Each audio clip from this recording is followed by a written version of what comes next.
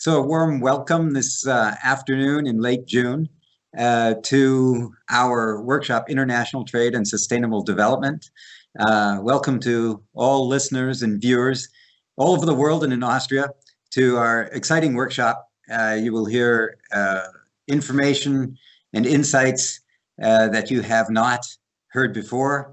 We've got a very good group of authors who have contributed to our publication, which is the basis for this workshop. Our publication is called Schwerpunkt Außenwirtschaft 2019-2020 and is the product of a long-standing cooperation between the Austrian National Bank and the Austrian Federal Economic Chamber. It's very important in these dramatic times of change to have a couple of constants, and one constant is the Austrian Federal Economic Chamber, of course, and the Austrian National Bank, and this product that we produce together. And the second constant, I think, that is very important is the fact that we have here today proponents and experts who are proponents of participation and cooperation, of consensus and openness.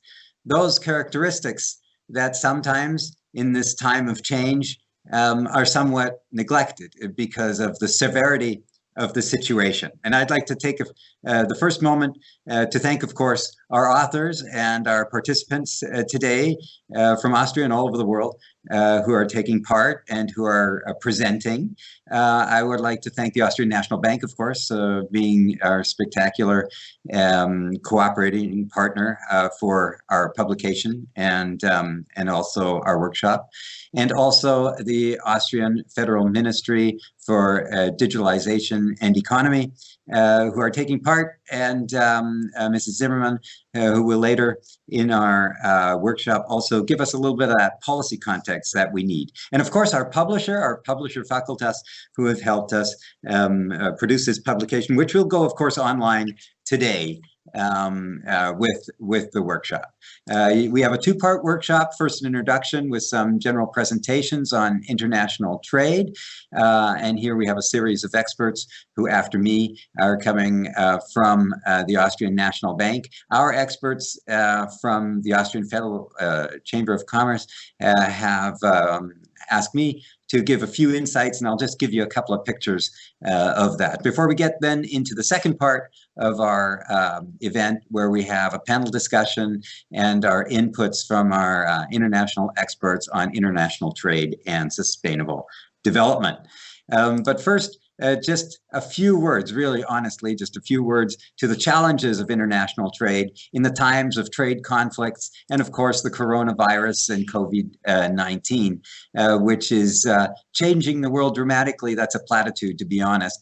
But you see a picture now presented up in the visual world here. You don't see me. You see this picture of the world. It's the way the world map has changed. You know, for decades now, North America, the United States, have been an engine of economic development in the world. And you see how within 1 year, there's a shift of economic power happening, and it's been so massive because if you look at how dramatically the economic forecasts have changed in just 6 months. 6 months ago, over 80% of the world population were predicted for 2020 to have over 2% growth, you know, even more than 5% of real economic growth. And today, just 6 months later, all the economists and forecasters are telling us that more than 90% of the world population, 90%, I mean, that is an enormous number, will experience this year a decline in their welfare, in incomes, and in well-being, of course. That's a dramatic change in a very short time. To bring that from the world via Europe to the Austrian level, we see a really spectacular reduction also in Austrian exports and imports, and the experts following me will give you more direct insight. I just wanted to add one comment. I mean, it's easier to confront great challenges in times that are good. The problem is that this crisis has come to be in a time when, at least also in Austria, our fortunes were somewhat reduced, declining. The business cycle was on a downward swing, and globally, economic growth was not as strong as in the last years before. So such an experience hitting us in this time when we're not in a positive part of the business cycle is even more challenging. And in the past, for a country like Austria, we've managed to discover new markets and develop new markets in different parts of the world, in Africa and South America. And unfortunately, for all who are subject to the effects of the coronavirus and COVID-19, unfortunately, these new areas, these new markets that have been developing well for Austria in the last decade or even 2 decades, are now increasingly subjected to the effects of the coronavirus in Africa, in South America. But the European Union, and this is what you see on this picture that I'm showing you now, is so instrumental for global growth and for global economic development and sustainable development in the world, even in these, and perhaps even more, these very challenging times, because one is often too modest in Europe and in Austria about the advances and the effects of economic cooperation. If you look at this map, you see that most of the countries in the world are in fact the main trading partner of the European Union, or has the European Union as their main trading partner, to say it correctly. And that is a very impressive picture. And to close out my opening remarks, as just the prep for our experts coming up now, is that, the last year, actually, before Corona and COVID-19 has come like a tidal wave, we had some really important advances. European economic policy, particularly with the agreement in principle with the Mercosur countries, and in fact the agreement with Singapore, even Vietnam, where it's the first agreement. It's essentially the first COVID agreement, actually, you could call it that. We have seen very positive steps to try to maintain this openness, this international cooperation, which is really required for global advance of everyone and the future development of international trade. We are faced by major challenges. We are faced by a Brexit, by a United Kingdom, which is searching for its own new path in a new global context. We are confronted by a World Trade Organization, which needs substantial reform, and where some of the members, not insignificant members, not to name them individually, are not helping us very much in developing a future World Trade Organization that can help us with multilateral developments all over the world. And then there are the challenges with the United States in particular that European Union has and other countries have regarding their trade policy, and of course with China and other parts of the world. So you see the challenges are enormous, particularly in the context now of the coronavirus crisis, but the opportunities are there, and only holding together, working together, and continuing this path of cooperation that has been forming the world for the last 60, 70 years will help us in future. And now, without further ado, I'd like to come to our first expert from the Austrian National Bank, who will take the virtual floor in this case, and that is Patricia Walter. Please, Patricia, for your input. Thank you, Christoph, for the introduction. In my presentation, I will focus on trade in services, or as it is also called, intangible goods. And the data that I will present are compiled by the Österreichische Nationalbank and Statistics Austria together. And I'd like to take the opportunity of this event to thank all the companies who still contribute to these statistics, also in times of COVID-19. So many thanks to them, otherwise we wouldn't have these data available to present. In my first slide, which you can see, I will focus on the conditions prior to the outbreak of COVID-19. Christoph Schneider has already said something about this. Here you can see the Austrian current account. And if we focus on the external contribution to the GDP by goods and services together, we were at the 2018 level in 2019. It means 3.6% to GDP. And if we compare this to 2008, prior to the financial crisis and the great trade collapse, there the contribution, external contribution, was much higher. It was 4.7% in 2008. And I will focus, as I've already said, on the red and the orange column of the graph, which is trade and services. And together, the surplus in 2019 was 10.4 billion euro, or 2.6% of GDP. And what can easily be seen from the graph is that this was mainly based on international travel in Austria.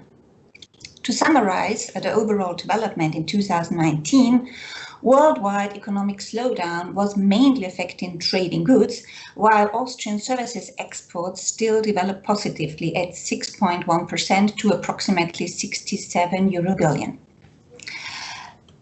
With my next slide, I want to go into more detail of this overall picture to see that there were, let's say, some mixed trends behind. And on the left-hand side of this slide, you can see the structure of trade and services, the aggregated services sectors, how they are defined by the World Trade Organization. And you can see that the surplus in trade and services has diminished in the long run since the outbreak of the financial crisis. And this goes mainly to export of other services. So for one moment, we leave travel in Austria aside and concentrate on these other or mostly business-related services.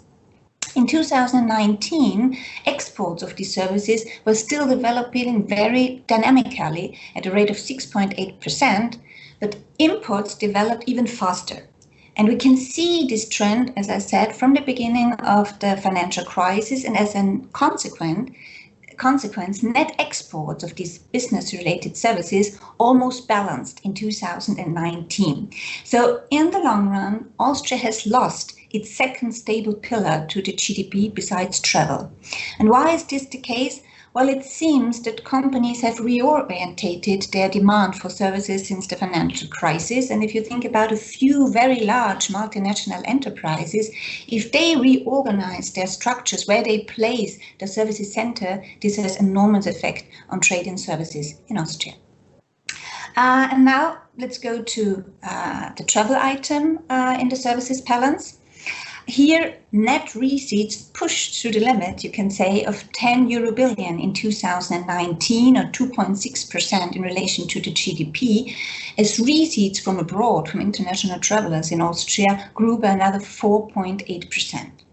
And this seems to be a very positive picture. But again, if we look beyond these figures, apart from receipts, apart from prices, and look at overnight stays by foreign travelers in Austria, we see that the development has been rather sluggish if compared to the trend in the past 5 years. And this was also to be seen internationally in worldwide tourism. Well, this can mainly be attributed to geopolitical tensions in 2019, to the weak economic growth, and also to the uncertainty about Brexit. And if we look now on the right-hand side of the slide, there you can see the main source markets of international travel in Austria. And these are the well-known countries: Germany, Switzerland, Italy, the Netherlands.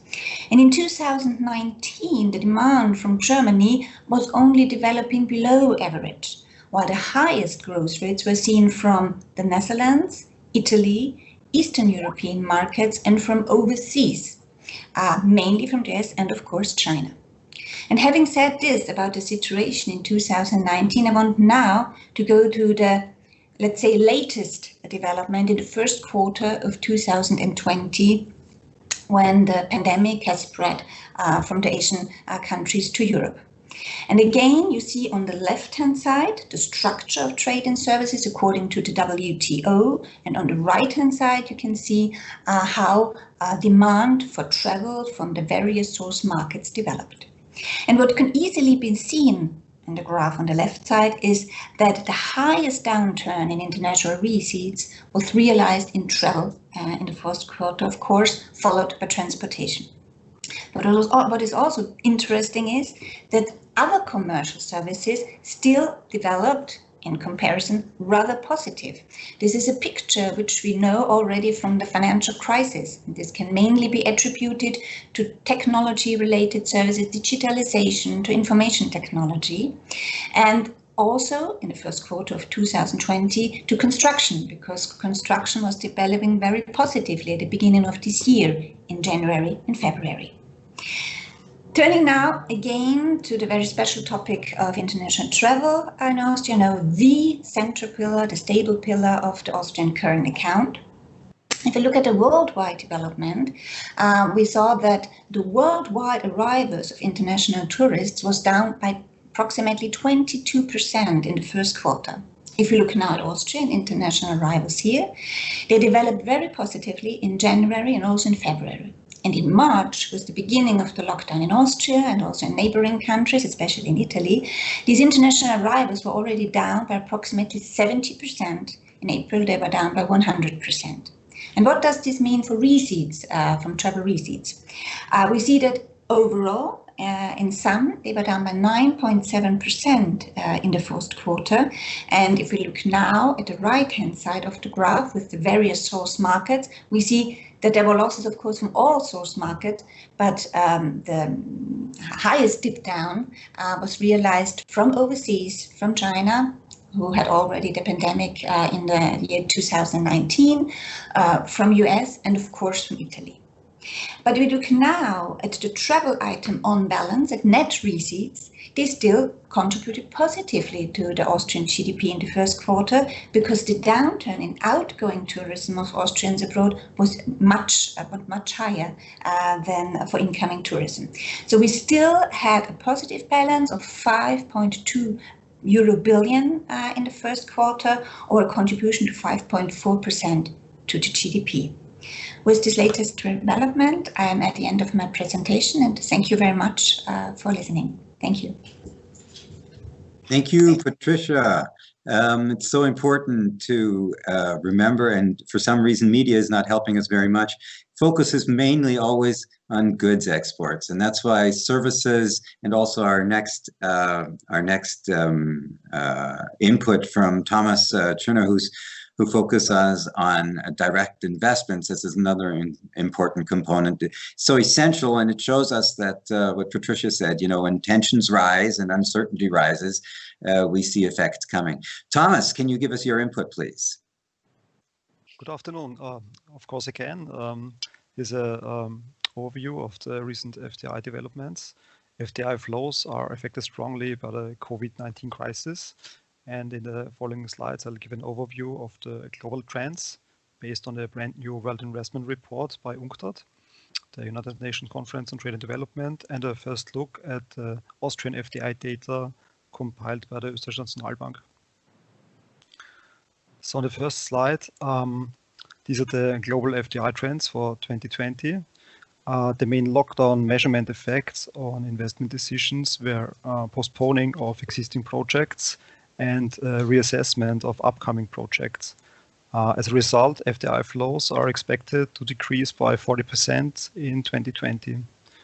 For 2021, UNCTAD expects a further decline and the recovery taking place in 2022. The COVID-19 crisis is a supply demand, but also a policy shock for FDI. Policy shock means that new investment restrictions, for example, are implemented by governments in the course of the pandemic. Also, for the recent developments, important downturn, early indicators for FDI, such as planned mergers and acquisitions and greenfield projects, dropped by more than 50% recently. Though there are quite significant regional differences, which we see on the next slide. The regional trends show that developing economies take the hardest hit in the COVID crisis. So global value chain intense and extractive industries are severely affected, but governments in developing economies cannot offer the same support as developed economies governments can offer. So developing Asia, Latin America, and Africa are strongly affected. In developing Asia, the integration in global value chains is now having negative effects, and there are also global pressures to diversify production locations and finally move out of Asia. And Africa is suffering from low commodity prices. Concerning the developed economies, Europe was hit harder by the crisis than North America. This is mainly due to a more fragile initial position. On the next slide, we see the main aspects of investment policy developments. Investment policy aspects are an important component of the response to the pandemic, and many countries and also international organizations have initiated enormous support measures for the struggling economies. But specifically concerning foreign direct investment and trade, other measures are taken too. For example, tightened FDI screening measures to secure strategic sectors of economies, and other inventions like export bans of medical equipment. Another negative effect for future FDI flows is the slowed pace of negotiating new international investment agreements. The policy outlook of the UNCTAD is twofold. On one hand, the trend of restrictive policies will remain. On the other hand, increased competition for investments is expected. Finally, we have a first look on the Austrian FDI data for 2020. In this graph, we see inward and outward direct investment on a monthly basis by components. And this data is from July 2018 until April 2020. And what we noticed compiling the data was a reduction of monthly reports in the last couple of months, which may be caused by the challenging situation in the companies to report the figures. However, we don't know for sure yet, because we are, as Patricia mentioned before, we are really grateful that a lot of companies are still reporting on time, and the communication is going well. But overall, we see a reduction of reports, a slight reduction of reports. So the net flows of inward and outward FDI in March and April are slightly negative, both for inward and outward FDI. However, there are some new major investment projects expected in 2020. Divestments, on the other hand, are very hard to anticipate. So the overall picture of net investment flows in Austria is not clear yet. But since enterprises' profits will be lower than in the previous years, we expect reinvested earnings to be extremely low and will definitely take a hard hit in 2020. Thank you. Thank you, Thomas. You said something very important. Companies need money to make investment. You need to have a profit somewhere. And this is a very difficult time for companies, and that's why the investment topic will be one which is nationally and internationally a very important one.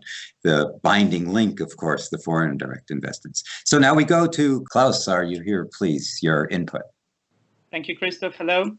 I was actually asked to present the forecast of the Austrian National Bank for 2020 until 2022, as this seems to be much more important than price competitiveness questions in the moment. And I prepared 3 slides to give you a short overview of the main results. Like in most European countries, in Austria, the lockdown took place and started in mid-March. As such, this lockdown in Austria was a bit earlier and a bit stricter than in many other countries in Europe. And given this quick response by the Austrian officials, the measures were overall successful. Currently, there are around 440 people ill. In total, we had more than 17,000 infected people and 662 people died. We had more than 500,000 of tests in Austria. These numbers shows that compared to other European countries, the Austrian society was not hit as hard as other countries in Europe. Nevertheless, the economic consequences also in Austria are, I would say, dramatic.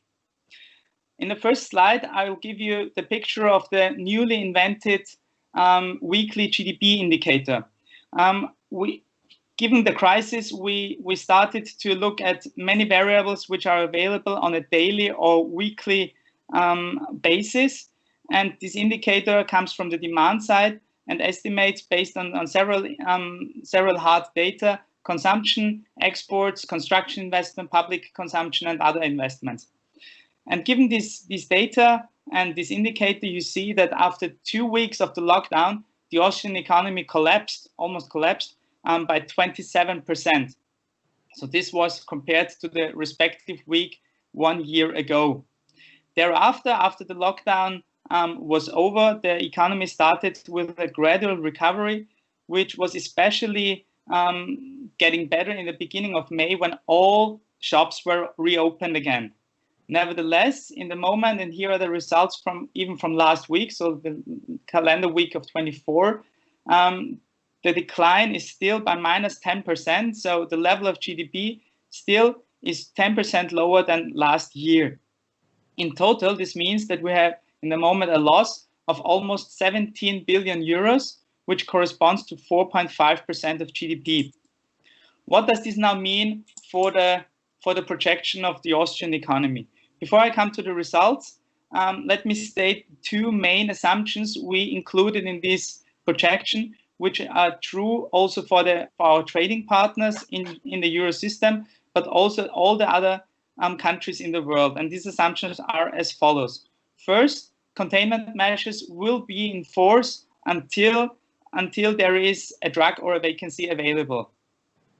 We expect in this forecast that this will be the case by mid-2021. This is a pure assumption, but it is necessary to have such an assumption to make a forecast. Until then, we don't expect a second infection wave. So we think that the containment measures are enough to contain us from a second infection wave.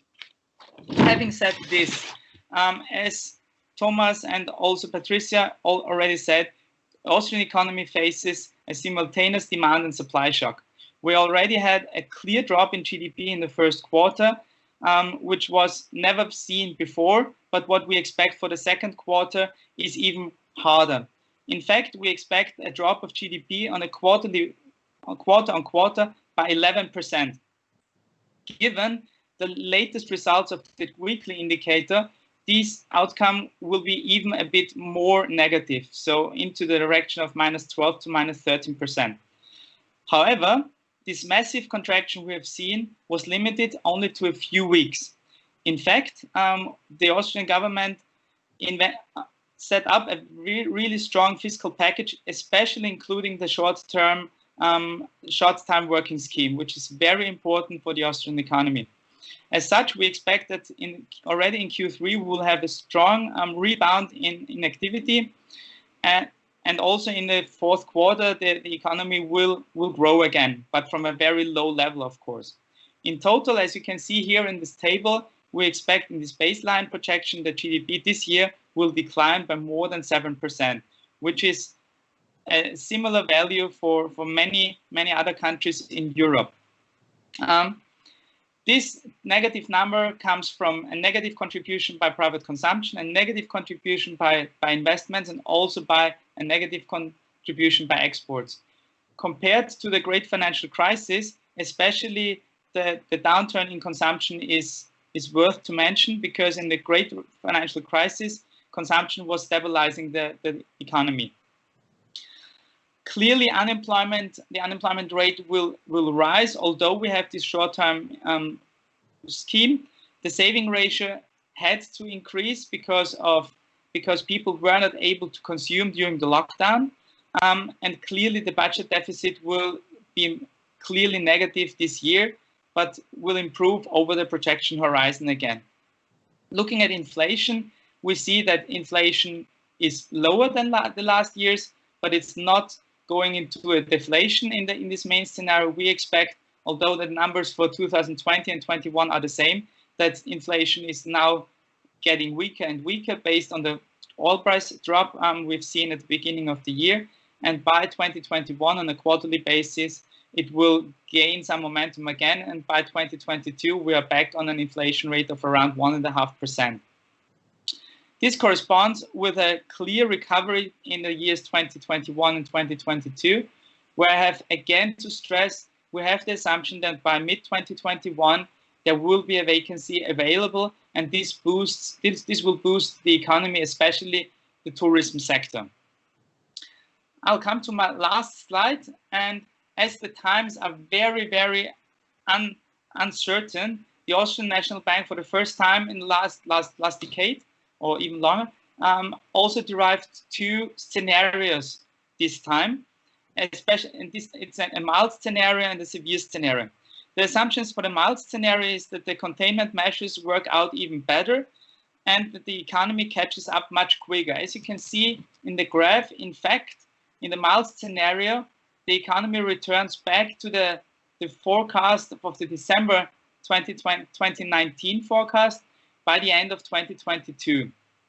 In contrast, in the severe scenario, we modeled a second infection wave in September, October. You can see this with the red dotted lines. For this second infection wave, it's a pure judgmental way how to implement, because nobody knows what will come. We said that the second wave will not be on the whole area of Austria, but it will be regionally contained, and it will not be as long as the first lockdown. So for the second wave, we expect a lockdown for only 3 weeks compared to 4 weeks, and a transition phase where some shops are still closed for again 3 weeks compared to 5 weeks in April, May. On top, we expect that this shock only happens to be in Austria, so we don't expect all the trading partners to have a second wave again. This was not possible within the forecast in the Euro system, and as such, the second shock is by far weaker than the first shock was. Nevertheless, we would have a contraction in the fourth quarter, and we will have a very weak rebound in 2021. So coming to the results, you see that in the case of a mild scenario, we still have a contraction of GDP of 4.5%, which is even more severe than during the great financial crisis back in 2009. In the severe scenario, we even have a drop of GDP going into the direction of 10% for Austria. And the big difference is that in 2021, the recovery is much weaker with 3.5% compared to 5% in the baseline, although the drop in 2020 is much more severe. Therefore, in the end of the projection horizon, so in the end of 2022, we see a permanent loss of value added compared to the pre-crisis level, which is the black line. In the baseline, we will return to the levels we had seen in the end of 2019, but in this severe scenario, we will not be able to come back to these levels within the projection horizon. Thank you very much for listening to my presentation. Thank you, Klaus, for your input. Permanent losses are something very disturbing, and you've given us with your assumptions and your predictions many issues for discussion. The right framework conditions will be necessary not just in Austria, but in all over the world, and that's why Julia Wirtz will now give us an input about the recent developments in global trade. Please, Julia, it's your turn. Thank you, and it's always a pleasure to be part of the team of authors in this book every year again. And I would like to thank my co-authors on our contribution on developments in world trade, Clara Kindle and Angelika Knollmeier, for their support. So world trade is indeed facing a great collapse this year. But before I talk about 2020, let me briefly reiterate where we come from, what happened in 2019. So already in 2019, as also Christoph has pointed out at the beginning, we come from a weak environment. Global GDP growth was only 2.9%. This represented a further deceleration compared to the year before. There was continued uncertainty about the Brexit. There were geopolitical tensions, and not to forget about natural disasters and social unrest in many parts of the world. So in this weak environment, world trade grew, the world trade volume in volume terms grew only 1% in 2019 compared to 3.8% the year before. And this meant the weakest year for global trade growth since the great trade collapse in 2009, in the great financial crisis 10 years ago.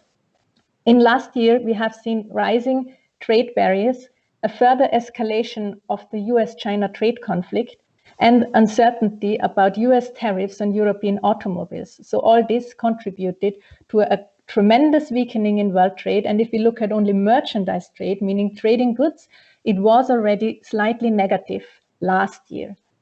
Starting from this very, very weak base, the WTO forecasts merchandise trade to contract this year between 13% and 32%. So already the range of these forecasts tells you something about the uncertainty, but it is for sure going to be a very severe drop in trade. All the other international institutions also predict world trade volume to contract between 11 and 13% in the current year. We see, however, that this weakening trend is already a longer-term trend and comes from a longer run downward trend in the production of capital and intermediate goods. Since mid-2019, we also observe weaker dynamics and lower demand for automobiles and technological goods, certainly related to the trade war particularly between the US and China. And if you remember, just exactly a year ago, so in May and June 2019, we had a sharp escalation of this trade conflict. We have witnessed reciprocal increases in bilateral tariffs.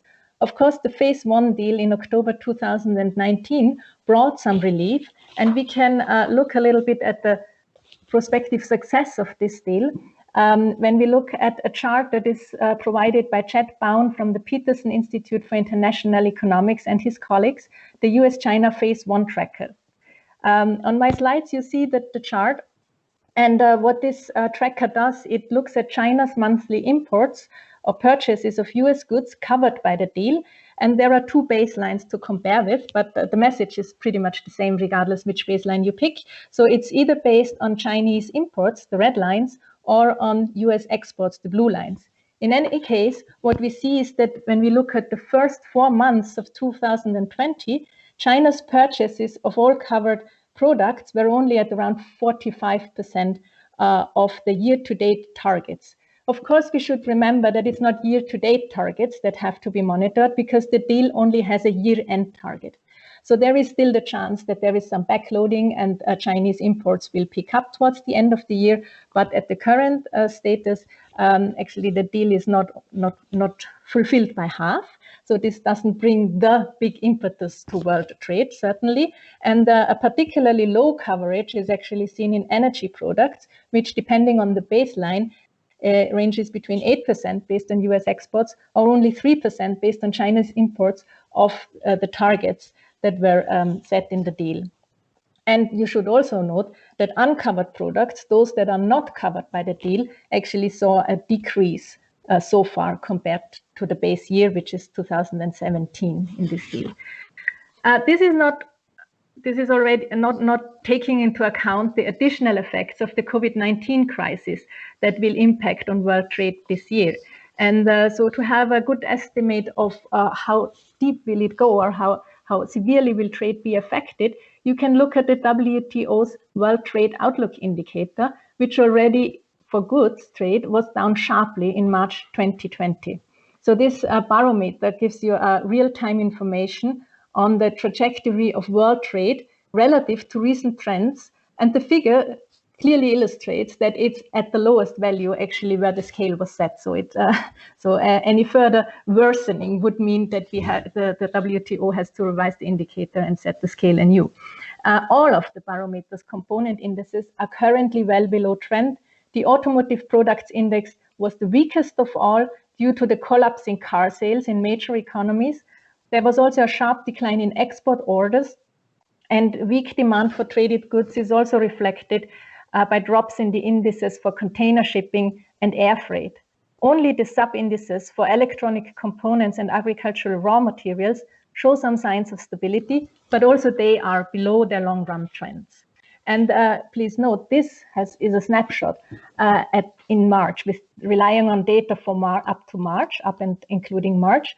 So this is the outset of the crisis, and it does not yet cover probably the month which will be even more severely affected, which is April and partly also May.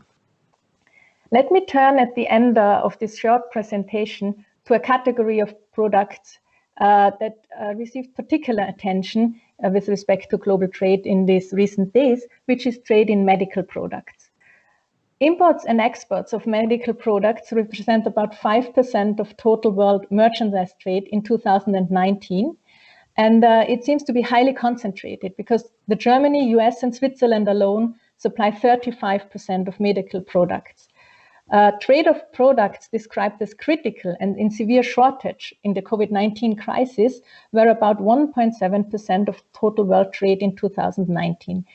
And I think there is a message here, namely to recall the importance of open borders and of free flow of trade, not only to fight the crisis, but also to provide for a smooth and a sustained recovery.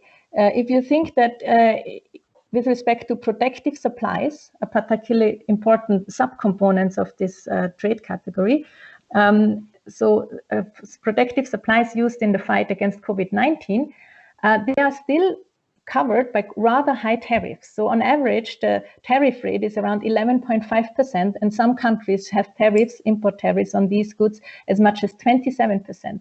So there is actually some room, not only for crisis management, but for immediate response to the crisis, but also surely there is a lot of room for the longer term fight against the consequences of this crisis.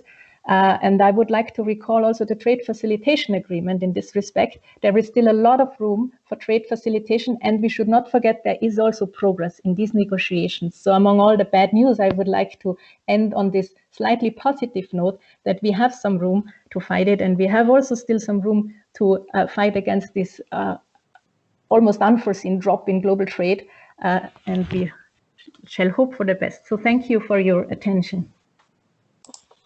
Thank you very much, Julia, for your input. I really appreciate you ending on a positive note, and your indication that there's much room for trade facilitation is very important, because we have it in context of the crisis on the one hand, and our general situation, which we have been really having to deal with in an increasingly difficult situation over the last couple of years.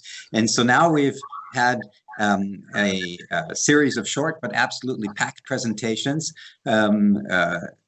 staking out the facts, starting from Austria, going over the global level, and also spanning all the links to the issues of sustainable development. On the one hand, we see how the high level of trade and increasing partnership and cooperation in the world has brought us to also a high level of wealth and well-being.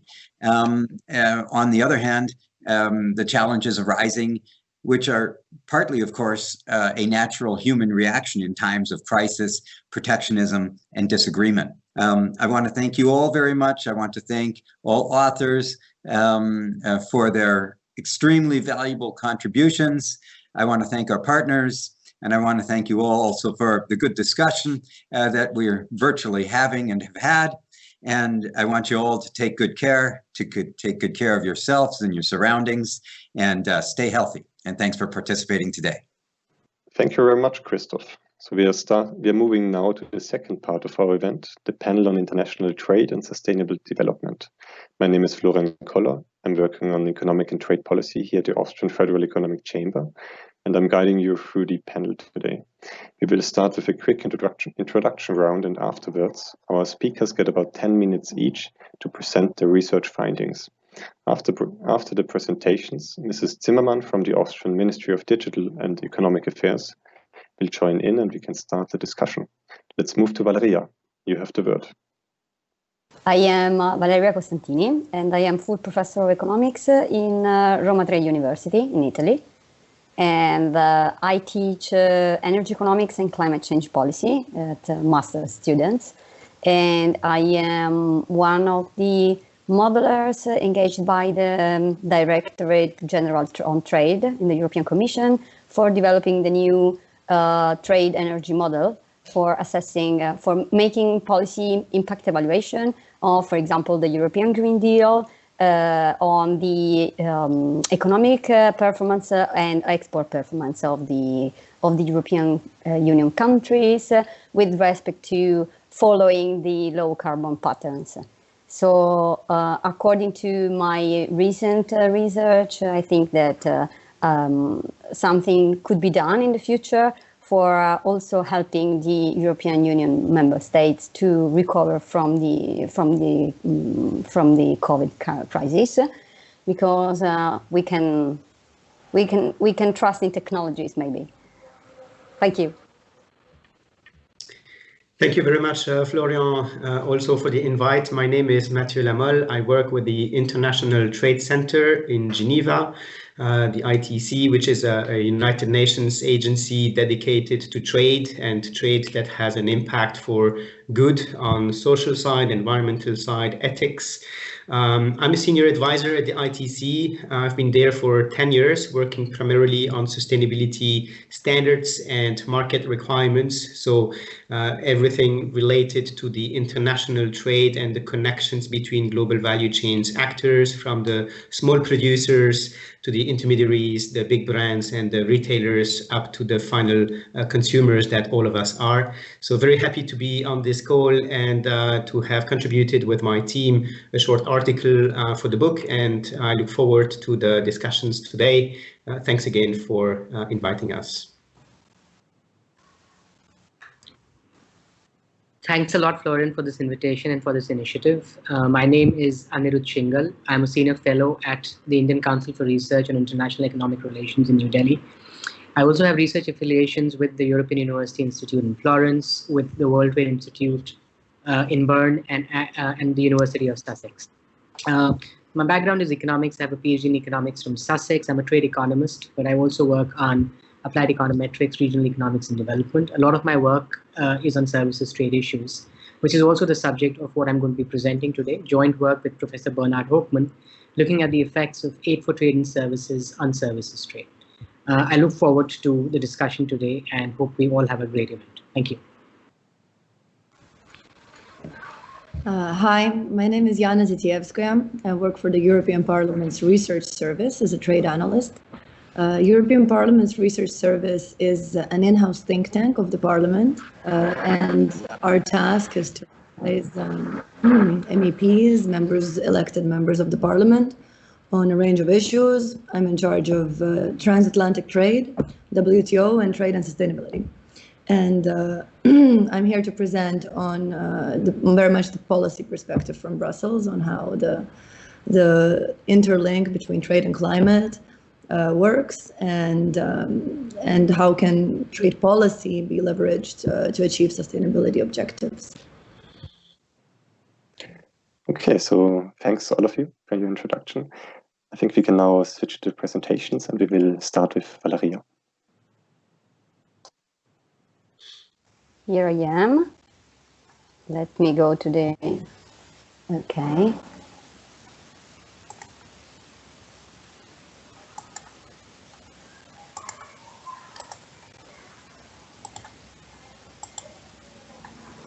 Okay, I hope everything is fine for the presentation view.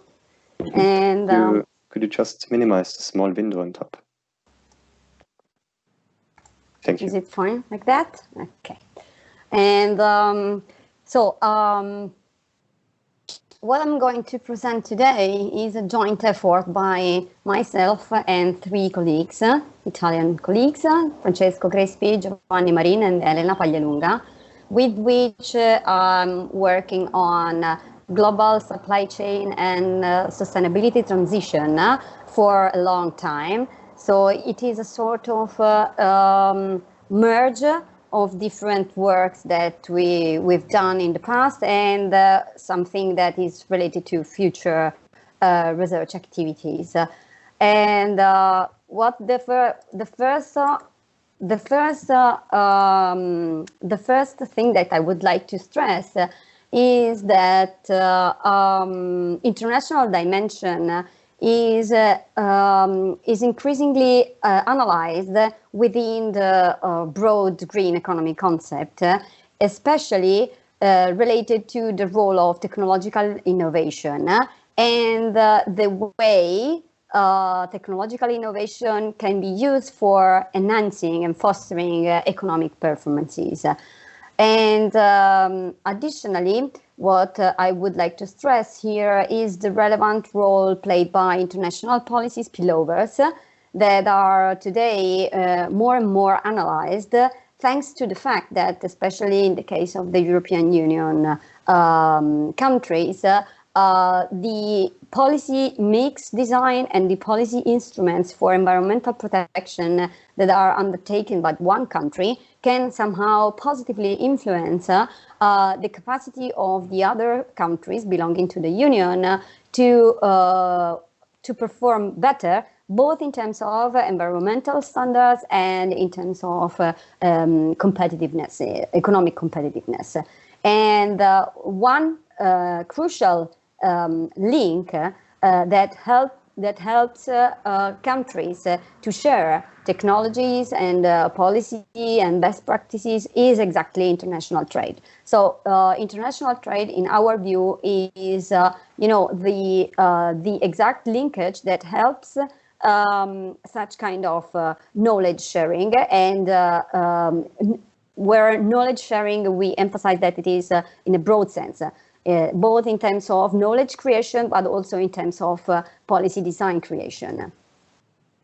And what we would like to look at is a broad definition of green economy in that case, where we are looking at growth in income, but also in development opportunities, and the capability of a system to develop in a sustainable way is driven by the combination of public and private investments that can, from one side, reduce carbon emissions and pollution, and from the other side, to gather together different efforts, and both from the public and the private sector, in order to increase the capacity of one country or one region to growth and develop in a sustainable way. So this is a sort of a picture of the three thematic priorities that are now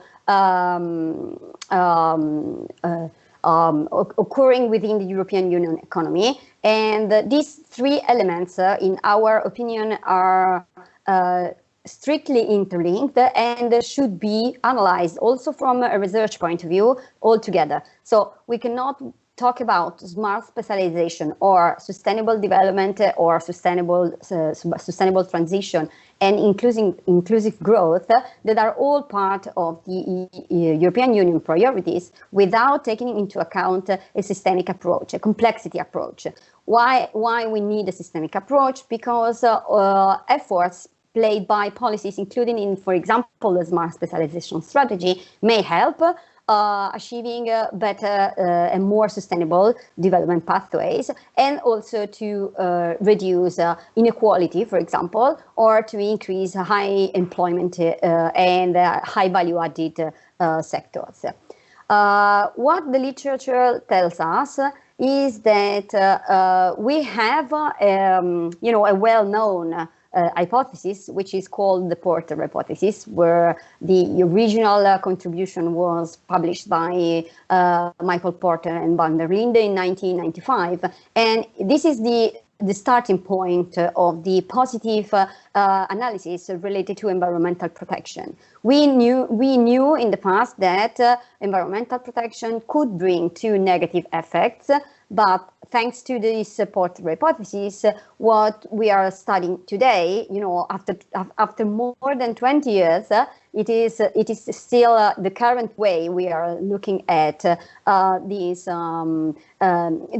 analysis is exactly that. Environmental policies can bring to innovation strategies that may also lead to increasing efficiency, not only from an environmental point of view, but also from a productivity point of view, and also from a competitiveness, more general competitive point of view.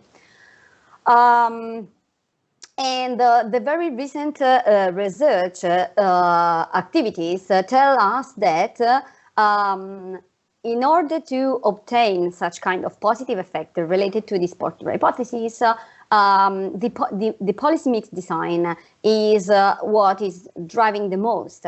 And I would like to somehow show you a picture related to that in order to make all the pieces of this work together.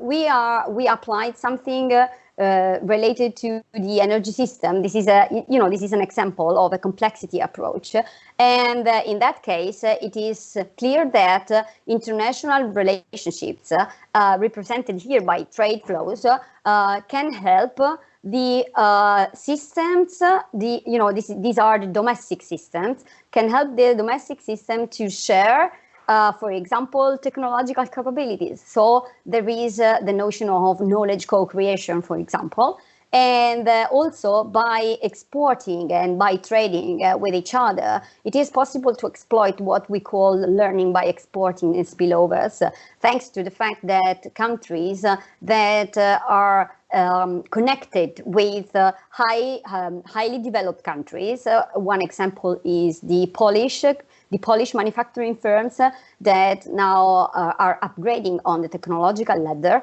thanks to their export relationship with German firms that are on the top of the technological ladder, and they can learn from exporting to Germany how to design new products and new also management system in order to be more competitive.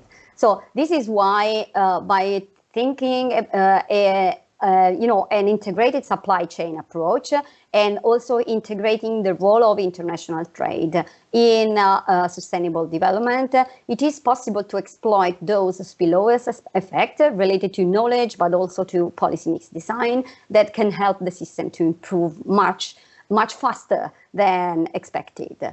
And these are, for example, what is going to occur related to the European Union energy strategy. And we consider here the two pillars of the European Union energy strategy that are the energy efficiency gains and the share of renewables electricity in production. And as you can see in the picture, this is the 2000 years and then the 2015, and it is clear that countries are reinforcing in obtaining higher efficiency gains from one side and also increasing their share of renewable electricity. And the crucial point is that countries are moving from this side of the graph to this side of the graph, which is, the win-win situation where we have much more energy efficiency and on the other side we are producing more electricity from renewable sources.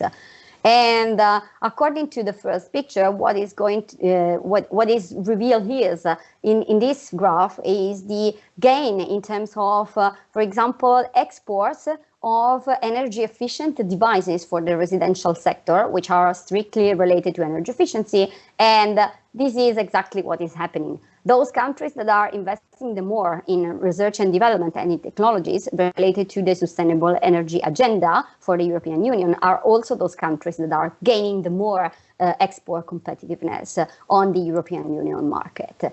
And this is a second way of representing exactly the same thing. And I think that this is a good input for further research activities, that is network analysis, because in network analysis, you can also emphasize the role related to bilateral dimensions, while in the other case, you can only look at what is going to happen in terms of, the multiple dimension gathered all together. And exactly as I said before, this is the clear case of the Polish and German activities that are attracting the capacity of Poland to be more competitive with respect to the other European Eastern countries. And going fast to the conclusion, we would like to stress the fact that these knowledge and policy mix design spillovers can also help European Union member states to rapidly recover from the crisis due to the coronavirus. And the generation and diffusion of such new technologies that are designed for green purposes, but can be also used, for example, for resource efficiency in a broader terms. And this means that the overall export capacity of the European Union economy can benefit from deploying and diffusing green technologies. And what is interesting to our view is the perspective related to the fact that if the European Union will obtain a sort of technological real advantage in producing green technologies, this could be also a source of technology transfer for other countries that are not belonging to the European Union, that are mainly considered as, for example, emerging economies. Think about China. And this knowledge transfer capacity from the European Union can be a positive element in terms of helping emerging economies to rapidly increase their efficiency in production and consumption systems in order to reduce the negative linkage between economic growth and environmental consumption. Thank you very much for giving me this opportunity to present our work, and I'm available for every questions and suggestions. So let's switch now to Mathieu, and the floor is yours. Thank you. Thank you very much, Florian. This is great opportunity for us to also contribute to this effort. Thank you, as I said, for inviting the ITC into this research exercise and sharing some knowledge. So what I wanted to also, of course, mention is that big credit to this article contribution from ITC also goes to my colleagues, Regina Tamasova, Florence Mousser, and Akshata Lemaye. We all work at the ITC here in Switzerland, Geneva.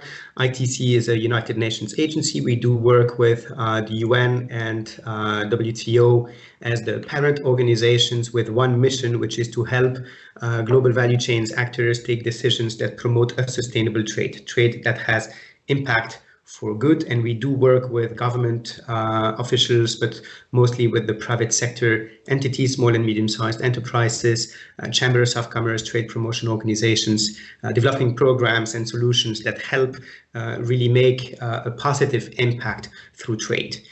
Now, the research that we have performed is about monitoring the sustainability of complex value chains. And in the context of globalization, everyone would agree that globalization has made trade highly complicated.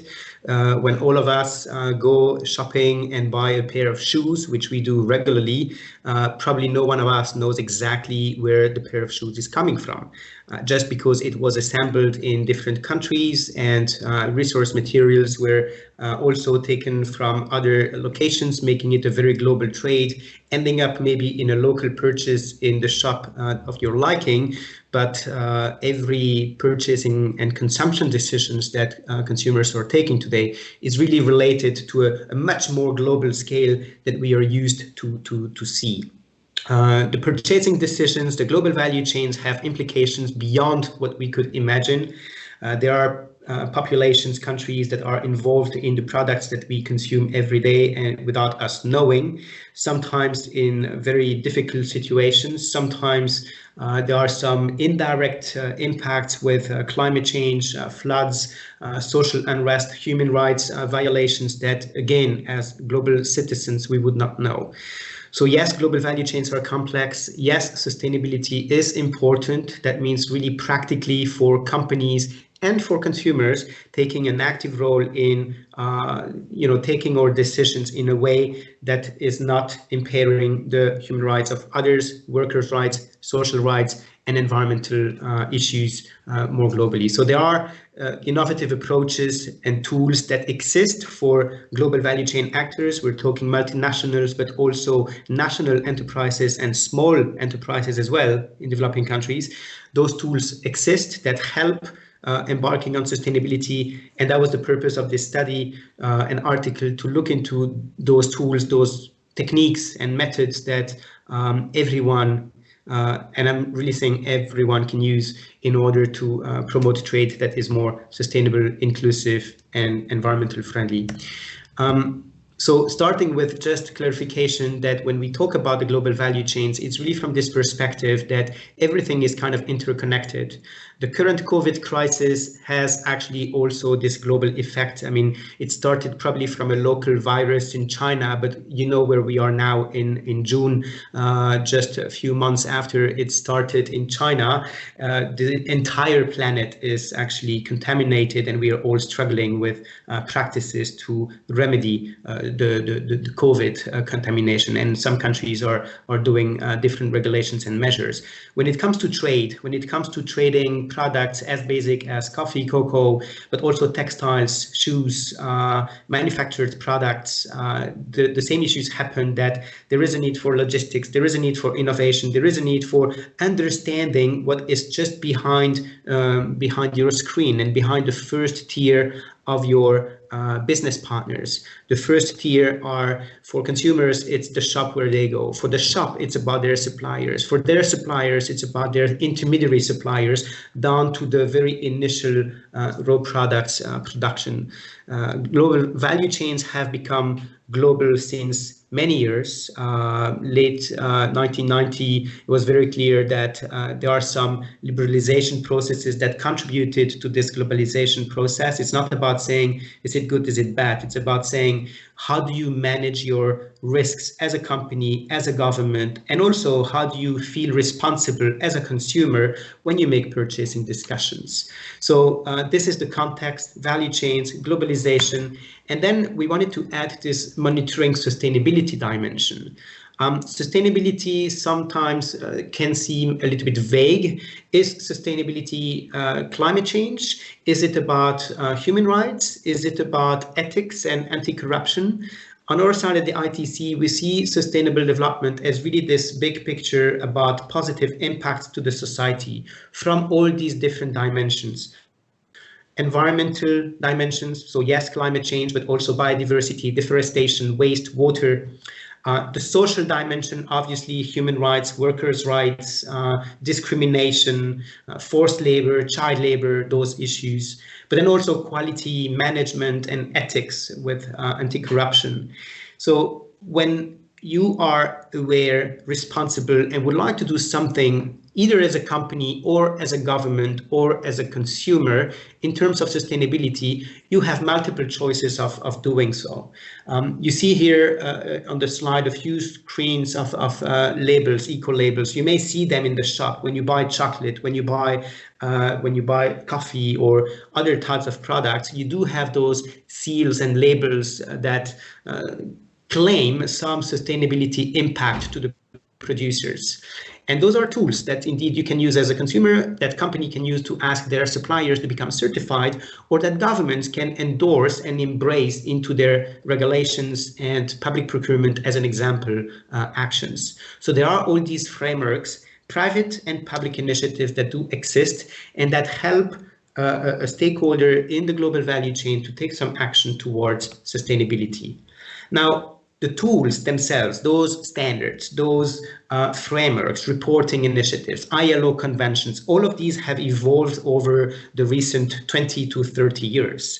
If you look from the very beginning, when those standards and certifications really started to bloom up, it really occurred after this UN conference on the environment and development in Rio de Janeiro. That was really like a waking up call.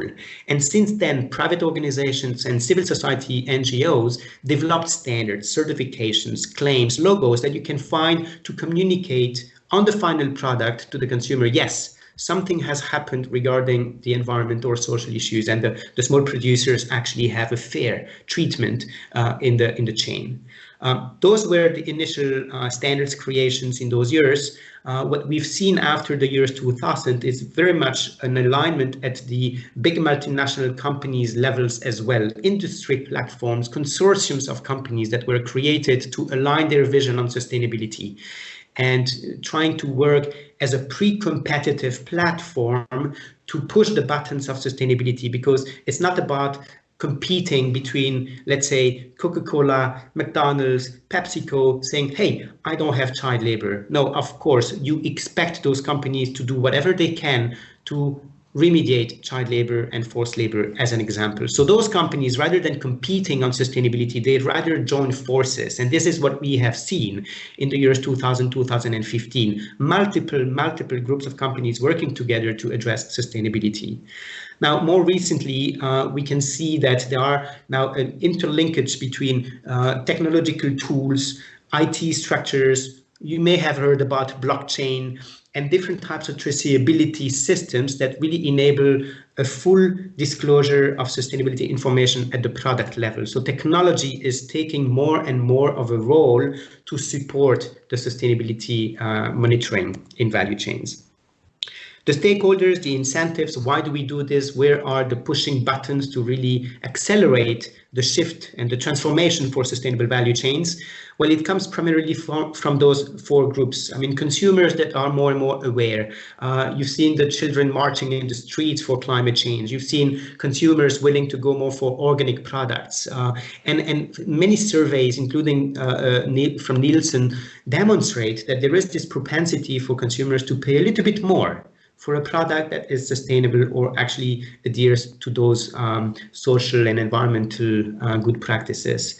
The NGOs have always been like a big trigger to push companies to evolve, to do better business, not to just enjoy globalization, to go and produce cheaper in a country where there are less protection for the workers. NGOs are there, they can help, they can push, they can actually accelerate the transition.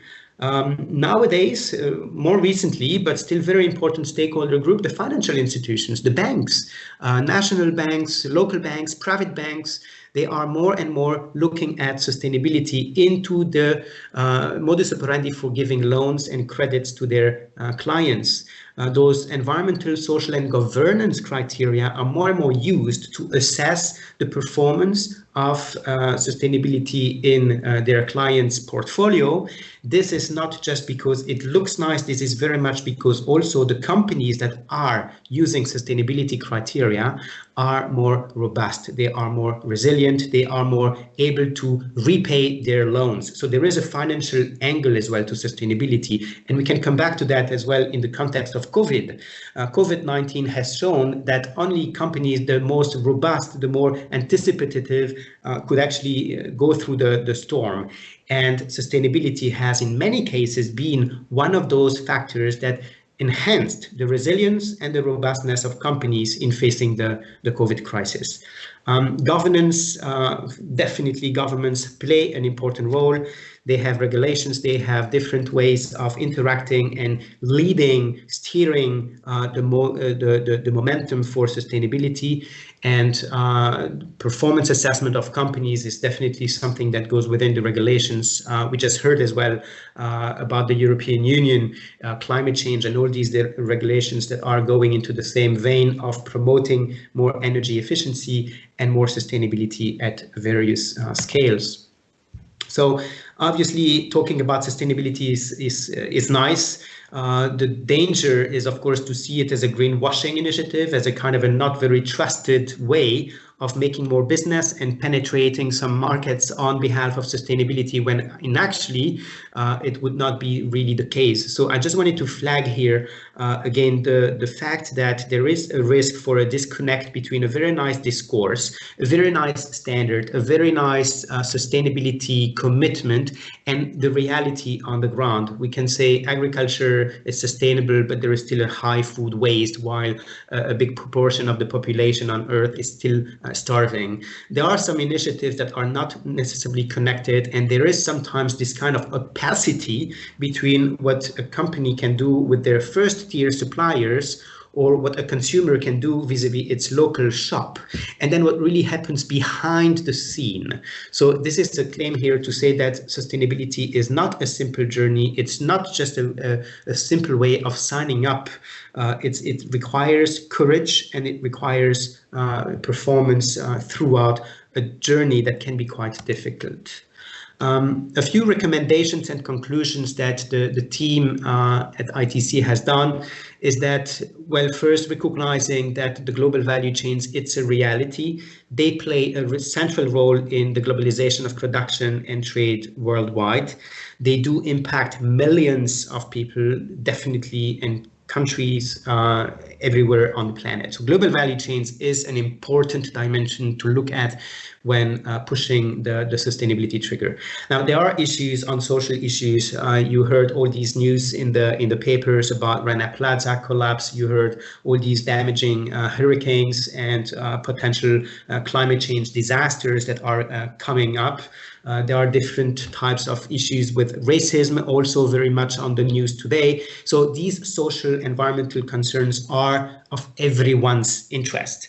And this must be linked in the global value chain management one way or another. There are tools and there are approaches to connect those social environmental concerns with global value chains. And those tools have evolved over the time, from a certification program, a label on a final product, a reporting initiative, and even, as we were just saying before, as a short wrap up, these industry platforms, companies that realize that it's better to work together with their own competitors on some of these sustainability issues rather than competing in a silo on something that is actually of interest to everyone. Resilience of companies and robustness of we see primarily in developing countries is also for these companies that embrace more the sustainability dimension. Companies that respect workers' rights, companies that have a focus on the environment, companies that are standing up against corruption and bribery issues, they are most likely to be the success companies in the years to come. And in the COVID crisis, again, companies that are the more resilient have more chances to survive, depending, of course, on the sector and the country. But we can certainly see that sustainability is an asset for companies going through the storm. Last but not least, I mean, there are those obvious challenges that exist in the global value chains. The challenges of not knowing necessarily what happens behind the screen, behind the first tier of the business counterparts. So mechanisms such as technology can be used and leveraged to really make the most of global value chains and promote the sustainability aspects. So thank you so much for, again, inviting ITC to this exercise and this publication. Credit, again, goes to my colleagues as well, Regina, Florence, Akshata, big thank you to them. You have our contact details if there is any more question, and of course, more than happy to have this Q&A. So I'll give you back the floor, and thank you again so much for inviting us. Yeah, thank you very much, Mathieu, for this analysis and deep dive into global value chains. I think there probably will be many questions coming from company representatives in the audience. So let's move now from Geneva to New Delhi. Anirudh, the word is yours. The floor is yours. Thank you again for this opportunity and for this invitation. I'm going to be talking about aid for trade and services, definition, magnitudes, and effects in services trade. And this is joint work that Professor Bernard Hoekman and I have been doing. So some of the results emanate from that work. So what's the motivation? Just setting the scene. So the 2005 Hong Kong Ministerial Conference of the WTO launched the Aid for Trade initiative, recognizing the need for development assistance to complement efforts to lower trade barriers. And consistent with this recognition, total AFT disbursements globally from the DAC countries have increased from an average of $20 billion in 2006-2008. And they've actually nearly tripled to about $58 billion in 2017. It turns out that a lot of the existing literature assesses the effects of this aid for trade on different dimensions of merchandise trade and on investment. And it's only recently that attention has started getting devoted to examining the effects of aid for trade on trade and services. And Bernard and I have done some work in this direction. Now, why is this happening? So, services trade, of course, is important. Many low-income countries, especially small economies, derive a significant share of the foreign exchange revenues from services exports. And existing economic literature suggests that services trade and FDI also fosters productivity growth, by inducing greater competition in domestic markets and providing firms access to higher quality, more varied and cheaper services inputs. There is a wealth of literature documenting this evidence. But services are also important in general. The performance of services sectors matter for economic growth and development. Services are used as inputs in production in all sectors of economic activity. In most countries, services account for 50 to 75% or more of total output and employment. And realization of many sustainable development goals also depends on improving the quality of and access to a range of producer services, such as transport, communications, finance, health, and education. So clearly, services in general and services trade in particular is extremely important. Meanwhile, so what is aid for trade? Aid for trade is one component of total development assistance and comprises the following categories according to the OECD Secretariat, which basically is the repository of data on development assistance and aid for trade. And there are 5 different categories of development assistance which are categorized as aid for trade. This includes technical assistance for trade policies and regulations. It includes aid going to trade-related infrastructure, building roads, ports, telecom networks. Aid which builds productive capacity in countries, including trade development. Then aid that is directed towards trade-related adjustment. And then finally, other trade-related needs which such aid might take care of. But not all of these categories are actually trade-related. And it turns out that the OECD's creditor reporting system database does not provide statistics that exactly match all of these aid for trade categories. And only parts of ODA data are reported as aid going to either building productive capacity or economic infrastructure in the recipient countries. Now, it turns out that economic infrastructure includes 3 broad categories which are classified as services according to the OECD. These include energy, transport and storage, and information and telecom networks. And then another 3 categories of services which are classified as aid going to building productive capacity. And these include banking and financial services, business and other services, and tourism and travel-related services. So, in a sense, these are these 6 broad sectors which are classified as services sectors. And aid going to these service sectors is classified as aid for trade and services. Of course, not all ODA data reported under these headings is trade-related, but then this is a data limitation we cannot circumvent. And data reported under these 6 services categories are the closest approximation of aid for trade allocated to services sectors. And this is the definition we are going to be working with. So given this definition, what is the magnitude and distribution of aid for trade? So this chart shows the sectoral distribution of global aid for trade in US dollar million. These are disbursements from 2002 to 2015. And of course, as I said, global aid has tripled over this time frame in magnitude, but you would see that the most of it is allocated to transport and storage services as well as energy services. And then, of course, a significant share is also allocated to non-services sectors. So agriculture, forestry, fishing, industry, manufacturing, construction, and mineral sectors. So these 3 sectors together comprise the bulk of global aid for trade.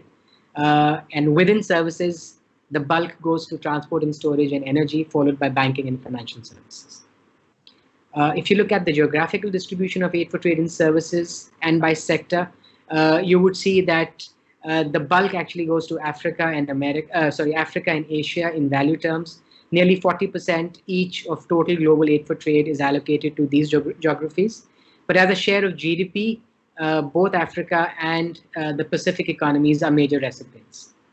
So, and within services again, and even geographically across regions, transport and storage and energy account for the bulk of services aid for trade. Now, quickly, we'll go on to the effects of aid for trade on trade, both in goods and services, and I'm going to summarize some of the findings from recent literature which has now looked at aid for trade and its effect on services trade. So, in an earlier paper, 2014 World Economy by Ferro and co-authors, the authors found that AFT targeting services activities mostly benefited those manufacturing sectors that tended to use these services more intensively, which seems fairly intuitive and would be expected. Then in somewhat more recent work by Martinez, Zarzoso, and co-authors, they found that aid for trade primarily promoted goods exports, but for the lower quantiles of the conditional export distribution. So for low-value exporting recipients. So AFT had a positive effect on goods exports or merchandise exports, but only for the low-value merchandise exporting countries. In more recent work that was published in the Review of International Economics, Bernard and I looked at the direct effects of aid for trade on both international transactions in goods and services. And we found that AFT, particularly that allocated to services activities, especially economic infrastructure, had a positive impact on donors' merchandise imports from recipient countries. And in fact, we found that a doubling of donor to recipient aid for trade was associated with a 3.8% increase in donors' merchandise imports from the recipient on average. So there was this marked evidence for complementarities between goods and services that you also see in the rest of the trade and economics literature. But then we went further in another paper, which is currently under review, to examine whether the trade effects of aid for trade and its subtypes differed for small versus large trading economies. And once again, and this is an encouraging finding, we found that the effects of aid for trade allocated to services, including aid for trade going to economic infrastructure, productive capacity building, and to trade policies and regulation, was both larger in magnitude and more precisely estimated for small value services exporting countries. And as I said, this is an encouraging finding because it suggests that AFT meets its intended objectives of supporting such small value exporting countries. In contrast, however, we found that the effects of aid for trade allocated to services activities had limited and smaller effects on merchandise trade. And so there was more limited evidence for complementarities between goods and services in the quantile regressions, which looked at effects for small versus larger trading economies. So what are the inferences from these findings? So one, if you look at small versus larger trading economies, there is limited evidence for complementarities between goods and services than one would expect looking at the rest of the literature. Of course, one possibility is to dig deeper and look at trade and value added, which might actually be what we would like to do in future research. But it could also be the case that the time horizon is limited and probably takes longer for aid for trade effects to get observed in the data. At the same time, the findings could also be influenced by the limited availability of disaggregated service trade statistics for many of the recipient countries that are developing countries and which actually do not report a good standard and quality of services trade data. And therefore, that suggests the need for investing in improving these statistics in low-income countries. But having said that, hints of statistically significant associations between some types of aid for trade and services trade does suggest that there is a need for devoting greater attention to aid for trade design to make this a more effective mechanism to support services trade. So, implementation is important, and targeting, therefore, of aid for trade is also important. Finally, just to put things in perspective in the current scenario, as we all know, globally, there is an unprecedented health and economic crisis emanating from the COVID crisis. And in some recent work, I've shown that services trade is going to be and are already being more severely affected and will also take longer to recover in this crisis than compared to the 2008 financial crisis. And the reason for that is that nearly 75% of global services trade is actually carried out via modes of supply in WTO parlance that requires some form of physical proximity between buyers and service providers.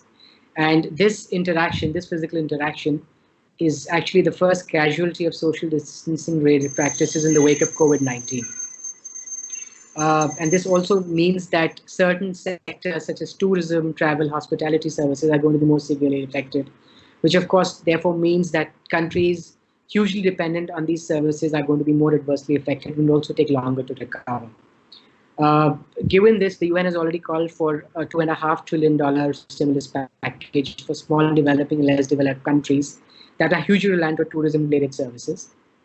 And in a similar vein, therefore, reallocating global aid in favor of such countries and not imposing prohibitive barriers to services trade on held grounds could together determine how quickly economies recover in the aftermath. So, we all know that there is this 0.7% aid gross national income targets that developed countries are expected to meet. And so this would be the best time to do that. And encouragingly, our findings suggest that aid allocated to small value exporting countries is effective in enhancing the services exports. So such aid is not just going to be timely, but also effective in meeting the desired objectives. So it points in the right direction. So this is really what we needed to say on this subject. A few of the references that we've referred to are there in the presentation. We look forward to your comments and any questions that you might have. Please feel free to email us. Thank you so much. Mm-hmm. Thanks a lot, Anirudh, on your analysis of services and the importance and also the impact of the COVID-19 crisis. But before we dive into the discussion, let's move back to the European Union, to Janna. Yeah, thanks so much for inviting me, and it's really an honor to participate in this day, and in particular when the topic is one of my favorites at the very intersection of trade and sustainability. And it's also very good to go after all the colleagues, which will allow me to comment on different parts of the colleagues' perspectives throughout my presentation. So essentially, what I'm here to do is really to give a perspective of the policy, EU trade policy, and how that can affect exporting companies, as you might be in the audience today. And to just raise awareness in which instances there is a linkage to sustainability and how well does the trade policy framework actually deliver on the sustainability objectives. So we have a big debate recently. It's been a decade, but it's grown even more active in the European Parliament, but also around the Brussels bubble, is to what extent trade policy should actually be used to tackle climate change.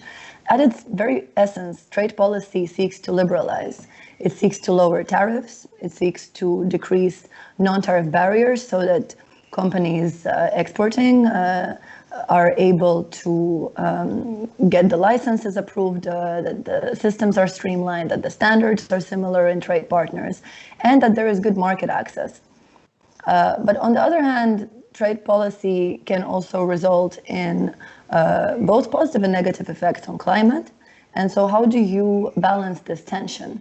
And you can think of your company, and you can think of the typical impacts that occur when there's trade liberalization in terms of climate and environment. So we have the scale effect, which occurs insofar as trade agreements decrease tariffs, and they increase, and therefore volumes traded increase. And so intuitively you can sense that the scale effect can result in a negative climate effect. As CO2 emissions rise, the more there are goods being transported across borders, and the more environmental degradation takes place with use of natural resources. On the other hand, there is also a composition effect that can result in a situation where your national industry specializes in a certain sector where you have a comparative advantage, and through that actually achieves environmental and economic efficiencies, and those effects can be positive. And then there is the technique effect, which is what Professor Costantini, or at least not dissimilar to the presentation of Professor Costantini on the diffusion that trade results in. And the technique effects can occur when indeed production methods improve thanks to increased trade. And each company plays a minor role in the impact occurring, so you can really think of what's the case for your company in this scenario.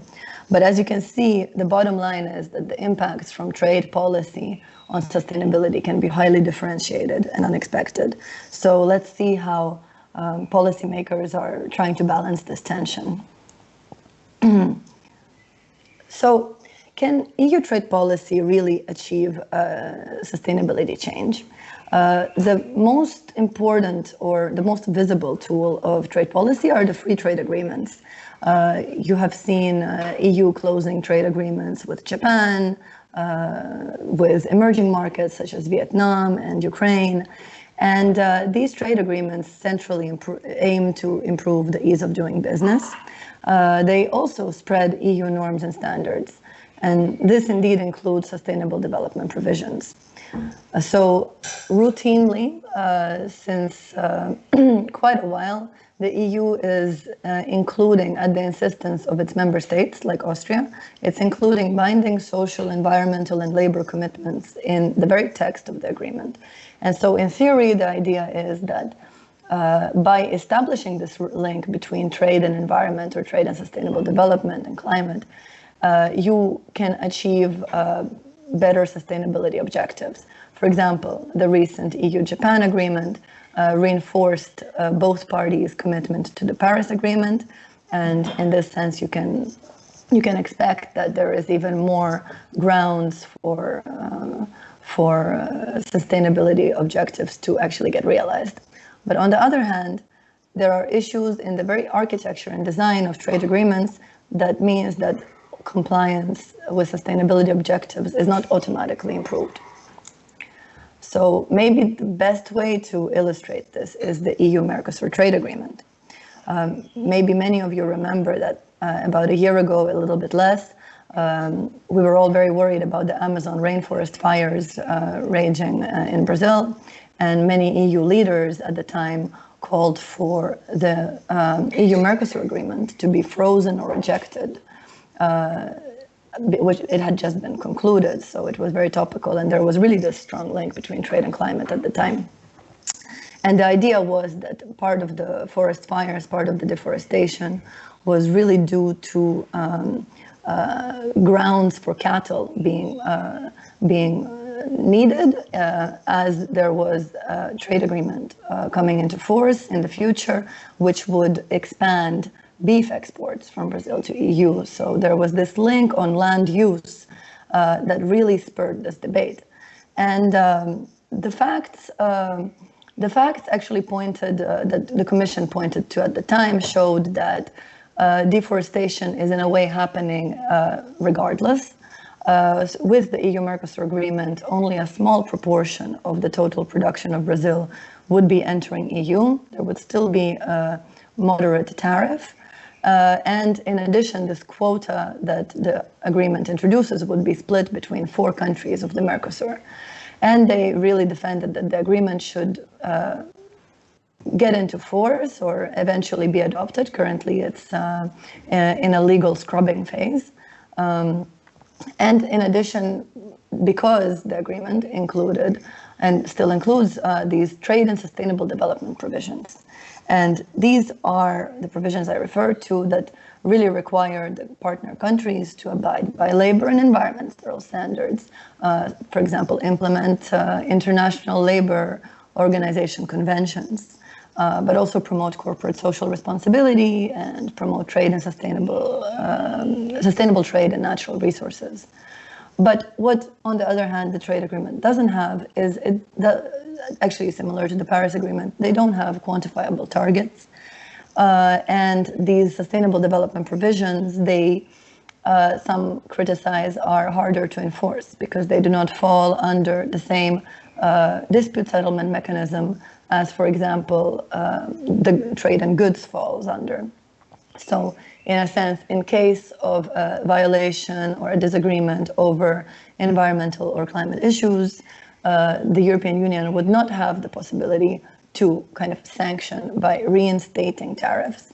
But instead they would have another mechanism, a separate procedure for disputes, which involves consultations, a panel of experts, and then recommendations to the partner country on how to implement this.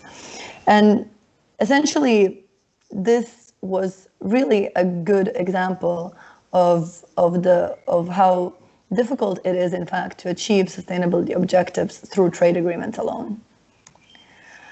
Which brings me to the multilateral level. So the multilateral level is essentially the rules of the World Trade Organization, which in fact really enshrines sustainable development objectives as a key objective in the very preamble of the WTO agreements.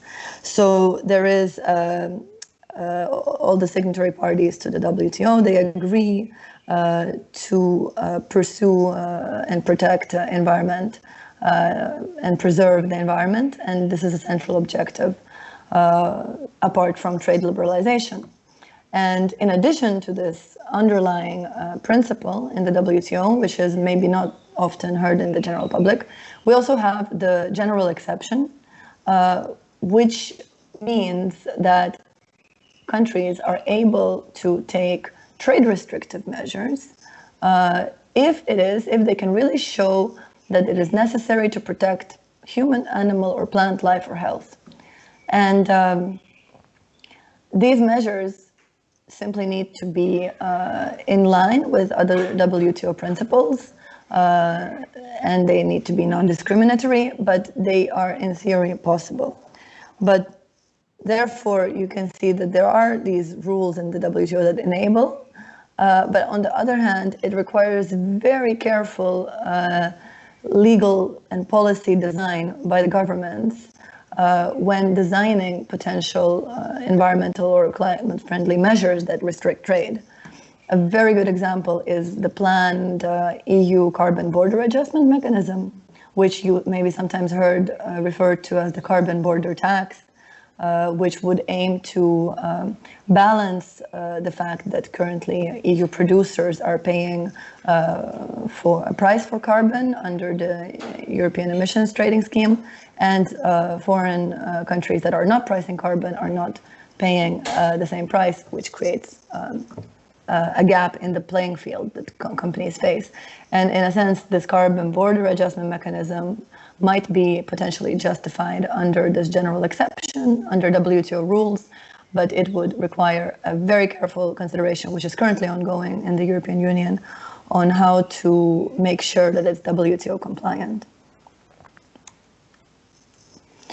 And finally, you might be aware as an exporting company, or especially if you're importing intermediate goods, that many developing countries and least developing countries benefit from tariff cuts, from tariff preferences from the European Union. So you are able to import from these countries tariff-free or by low tariffs, and this is granted by the European Union to support the economic and social development of these developing countries. And again, even in this scheme, the European institutions and the member states have really sought to have a sustainability objective running through as a major theme, and they have included sort of conditions that countries benefiting from these tariff preferences must respect key conditions, in particular respect human rights, labor, implement 27 international conventions in the case of the generalized scheme of preferences plus, which is the kind of more sustainable of the three trade preference schemes. You can see on the slide the list of countries that are benefiting from this scheme. And in this case, they really must sign and commit to effective implementation of these conventions. However, again, even in this case, there is an issue with, in a sense, the degree to which the European Union can sanction or reinstate tariffs in case of climate and environmental violations.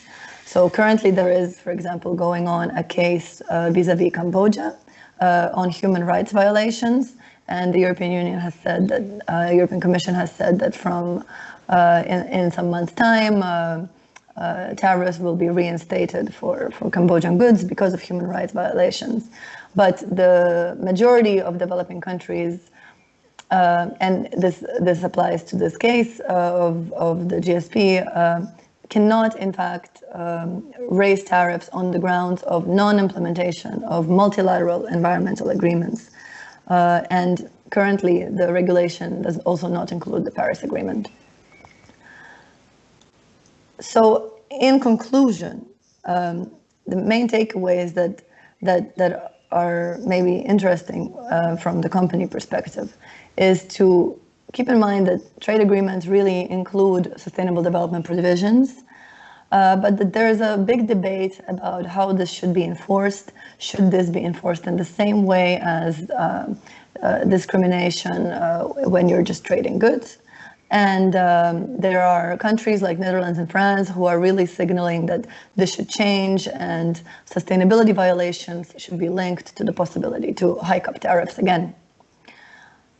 In addition, sustainable development is enshrined in the preamble of the WTO, and there will certainly be efforts that whatever Green Deal measures, as Professor Costantini mentioned, that they would be really compatible with WTO rules, and including this carbon border adjustment.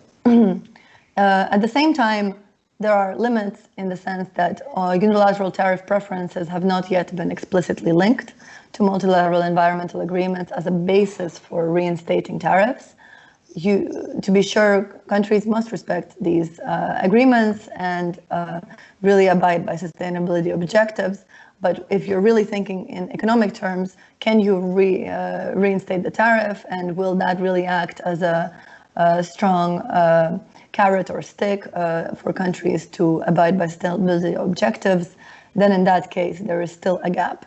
And then outside the trade policy toolkit, and this links back very much to the presentation by colleague Mathieu Lamal from ITC, there is corporate social responsibility, and there is an increasing understanding that companies have gone far ahead on voluntary sustainability and labeling schemes, and that in fact perhaps there is a need to harmonize this at the European level. There's a proposal by the Netherlands as well on harmonization of due diligence requirements. You already have due diligence requirements for some sectors like timber and conflict minerals, and there are also ideas to have a due diligence scheme, especially for the textile sector. So in a sense, there really needs to be more harmonization, but at the same time, companies have and will continue to play a very, very important role in promoting this trade and climate nexus in around the world, and especially in Europe. So thanks very much. I hope this was useful, and looking forward to any possible questions. Thanks a lot, Janna. It was very useful. And now we're moving back from the European Union level to the national level with a quick statement by Mrs. Cynthia Zimmermann from the Austrian Federal Ministry of Digital and Economic Affairs. Let me start by thanking all those who organized the event under these very challenging circumstances. The guiding theme of this workshop is very well chosen as the question in which way we will further develop the link between trade and sustainable development will be an essential element for the COVID-19 recovery. The economic impact of the COVID-19 pandemic is considerable. The WTO Secretariat forecasts global trade could fall by 13% to 32% in 2020, depending on assumptions about the length and severity of the pandemic. Most national economies are integrated into global value chains and supply networks. The COVID-19 pandemic and the measures against it have affected these value chains significantly. The COVID-19 pandemic will not end globalization. However, there's now the opportunity to further shape trade policy also in rebuilding more resilient supply chains, as a resilient economy is one that protects the environment, workers, companies, and supply chains, while at the same time safeguard keep international trades and markets open. EU free trade agreements with the sustainable development chapters as integral part of it fit in very well in this context. The sustainable value chains and due diligence are an important part of it.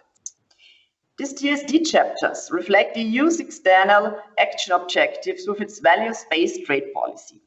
Through TSD chapters, the implementation of existing international guidelines on responsible business practices, workers' rights and environment, as well as climate protection are supported. TSD chapters will further be strengthened and refined when implementing the Green Deal, the guiding objective of the von der Leyen Commission. All those TSD elements will be also on the agenda of a post-COVID-19 recovery trade policy. We will have to follow closely these developments in order to secure an effective and balanced recovery. Since the first free trade agreement with a TSD chapter, the one with South Korea, the commitments covered by the chapter evolve continuously, covering new aspects, as for example, after 2015 the implementation of the Paris Agreement, highlighting certain aspects as gender equality and women empowerment, or better engaging with civil society by enhancing the role in monitoring and implementation of free trade agreements. More and more modern FTAs with very ambitious TSD commitments are enforced or provisionally applied nowadays. The next important step, the implementation of these TSD commitments hand in hand with an effective monitoring, is therefore very crucial. In order to transform commitments into real action on the ground, the cooperation of the trading partners is of utmost importance. FTAs with a TSD chapter are therefore a valuable platform to engage with partner countries to promote EU standards, raise awareness, exchange views, best practices, as well as exert the necessary pressure on FTA partners to live up to the commitments. This European way of engaging with trading partners in implementing TSD chapters, namely cooperation rather than trade sanctions, has already shown positive results, both before and after the ratification of an FTA. The impact, for example, can be seen in the EU-Vietnam FTA, where Vietnam already ratified 2 out of 3 outstanding core ILO conventions, even before the FTA is in force. Or the free trade agreement with Colombia, Peru, and Ecuador, where Peru initiated reforms due to complaints by civil society based on the respective TSD chapter. Furthermore, as many of the FTA partners are developing countries, technical assistance is crucial for capacity building as necessary precondition to fully live up to the TSD commitments. TSD chapters also have proven to be a useful tool in this respect by enhancing the cooperation with international organizations, ILO, OECD being at the forefront successfully. So this cooperative way must be continued and even intensified, especially with regard to the implementation of environment protection and climate change. Thank you for your attention. Thanks everyone for joining us to this discussion today. We heard many very interesting presentations.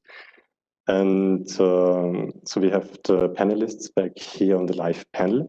Unfortunately, there was a little last minute change. So Mrs. Zimmermann from the Austrian Ministry of Economic and Digital Affairs won't join us. So it will be us 6. So in the beginning, I would like to start with one very general question to connect us all again.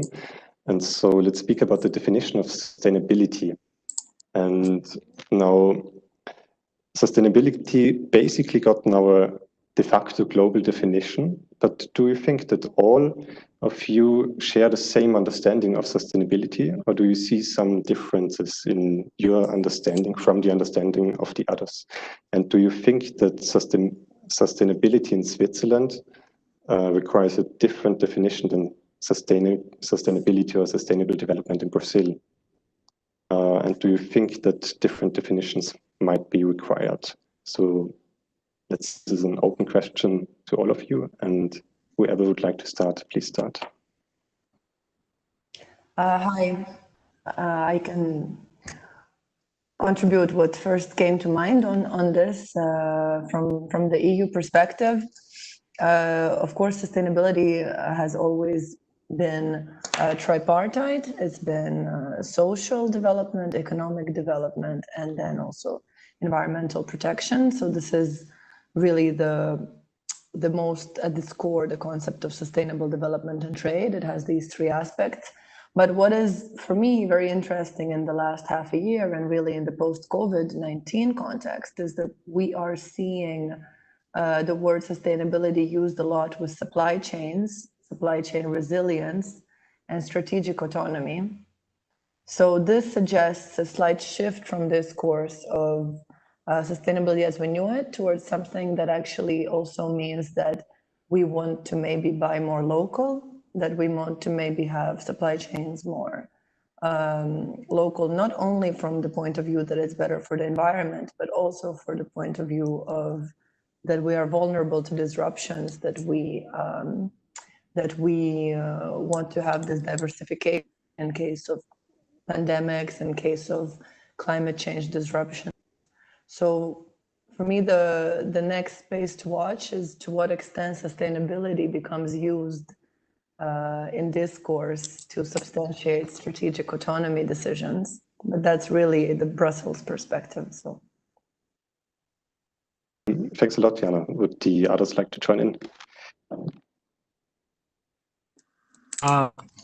Thanks, Florian. Thanks, Janna. So I would just like to add a bit to that and just complement what Janna was saying. So I think sustainability also involves a question of making things happen the way they ought to be, in a sense. So there's a question of pre-existing and post-existing levels, if you will. Can things exist on their own? So these are all questions. Or you talk about social development or economic development. Sustainability has different connotations in all these cases. But the bottom line is, can things exist on their own? If there is a certain desired level, can things be made to work in such a way that they reach that desired level automatically on their own? So, it might be useful to look at sustainability even from that perspective, whether it's social, economic, or environmental.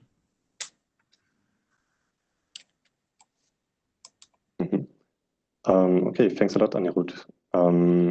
So let's go back to Christoph. Is there anything you noticed during the presentations you would like to raise?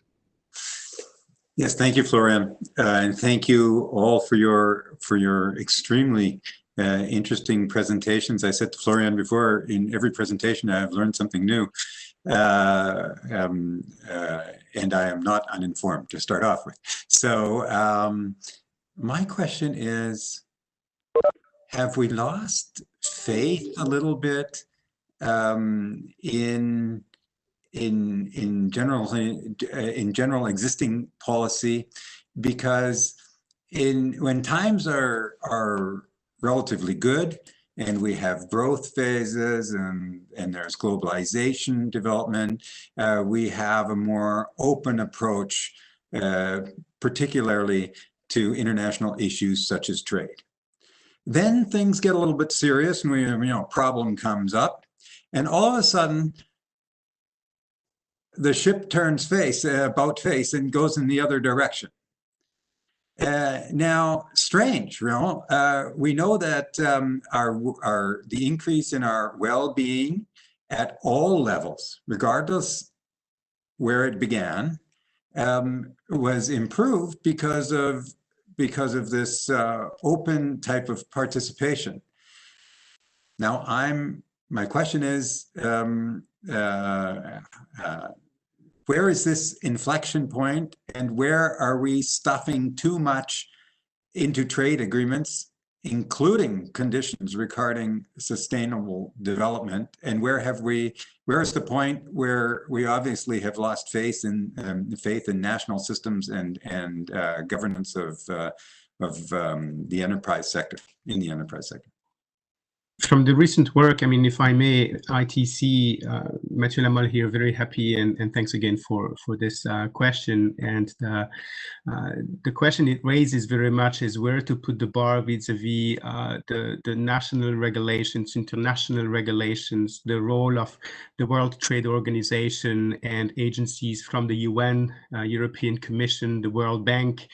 And of course, there is a realization that the definition of sustainability, to come back to also this question raised by Florian, may be very different from one group to another, one sector to another. When we talk about sustainability in the agri-food sector, agriculture, irrigation, no irrigation, deforestation, no deforestation, protection of biodiversity, social and workers' rights, obviously the challenges are very different than the automotive industry or the financial sector, the tourism that is just facing its most challenged crisis because of COVID-19. And therefore, the sustainability definition, at least from our side, and its translations into national frameworks or international frameworks, very much depends on the local sector and its applicability. However, there are overarching principles to which governments and the private sector do agree that those would be the the three pillars of sustainability: the environmental side, the social side, the economic development side. Those are the ingredients. So I would say if there is no one single definition of sustainability, there is at least one single perspective on it. And then the levels of application by national governments, international agencies, or private sector constituents, from the top of the chain where you have a big supermarket chain or a brand, a manufacturer, and then down the stream you would have the actual farmers in developing countries or here in Europe, you would have the different applications levels of sustainability. Hence, two major challenges to handle: the joint responsibility from public sector and the private sector, and the recognition that it is by working together that the various definitions or applicabilities of sustainability can actually have some successful implementation. I don't think there is one silver bullet or magical button linked to sustainability. There might be a plethora of actions, but there is one thing which is very clear, is that alone, neither a government or a company can make the change. It's by working with others. And I think this is a key lesson from looking at how international trade has embedded sustainability at different levels throughout the chains. Thank you. Hello. May I add something to this last point, Matthew, regarding the role of cooperation? Because we are discussing about sustainability, assuming the three-point view or the three aspects. Let's assume that sustainability is made by social aspects, and then we have the development point, which is something related to economic growth, and with an eye on inequality and distribution impact, and then we have the environment.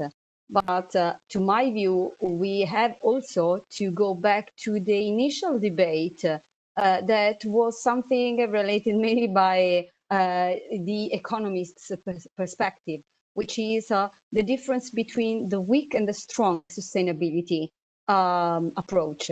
And what we are saying is exactly that. We have to consider which is extremely relevant to be protected according to the local perspective. So let's assume the Brazilian case.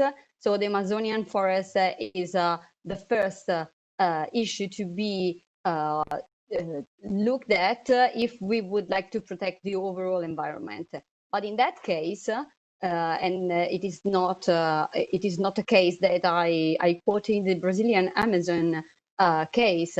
In that case, in order to protect the Amazonian forest, Brazilian government deserves money.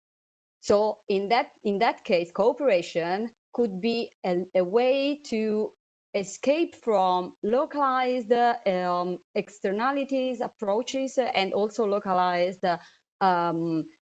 financial burdens, because it is not possible for the Brazilian government to completely manage and impede deforestation, given the extension of the Amazonian forest.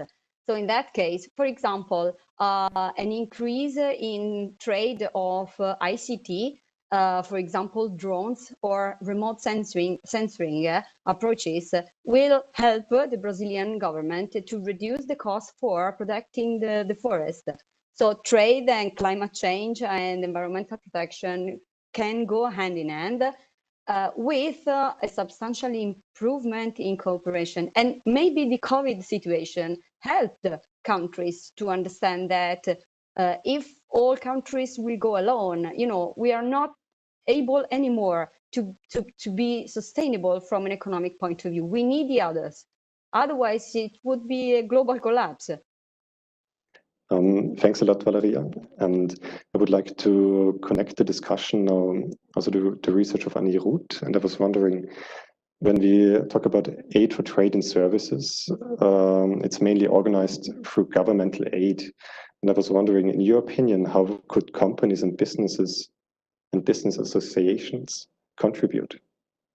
Thanks for that, Florian. So that's a good question. And I've, if you think about it, what the private sector could do immediately is to actually inform the government where the weaknesses are, where the problems are.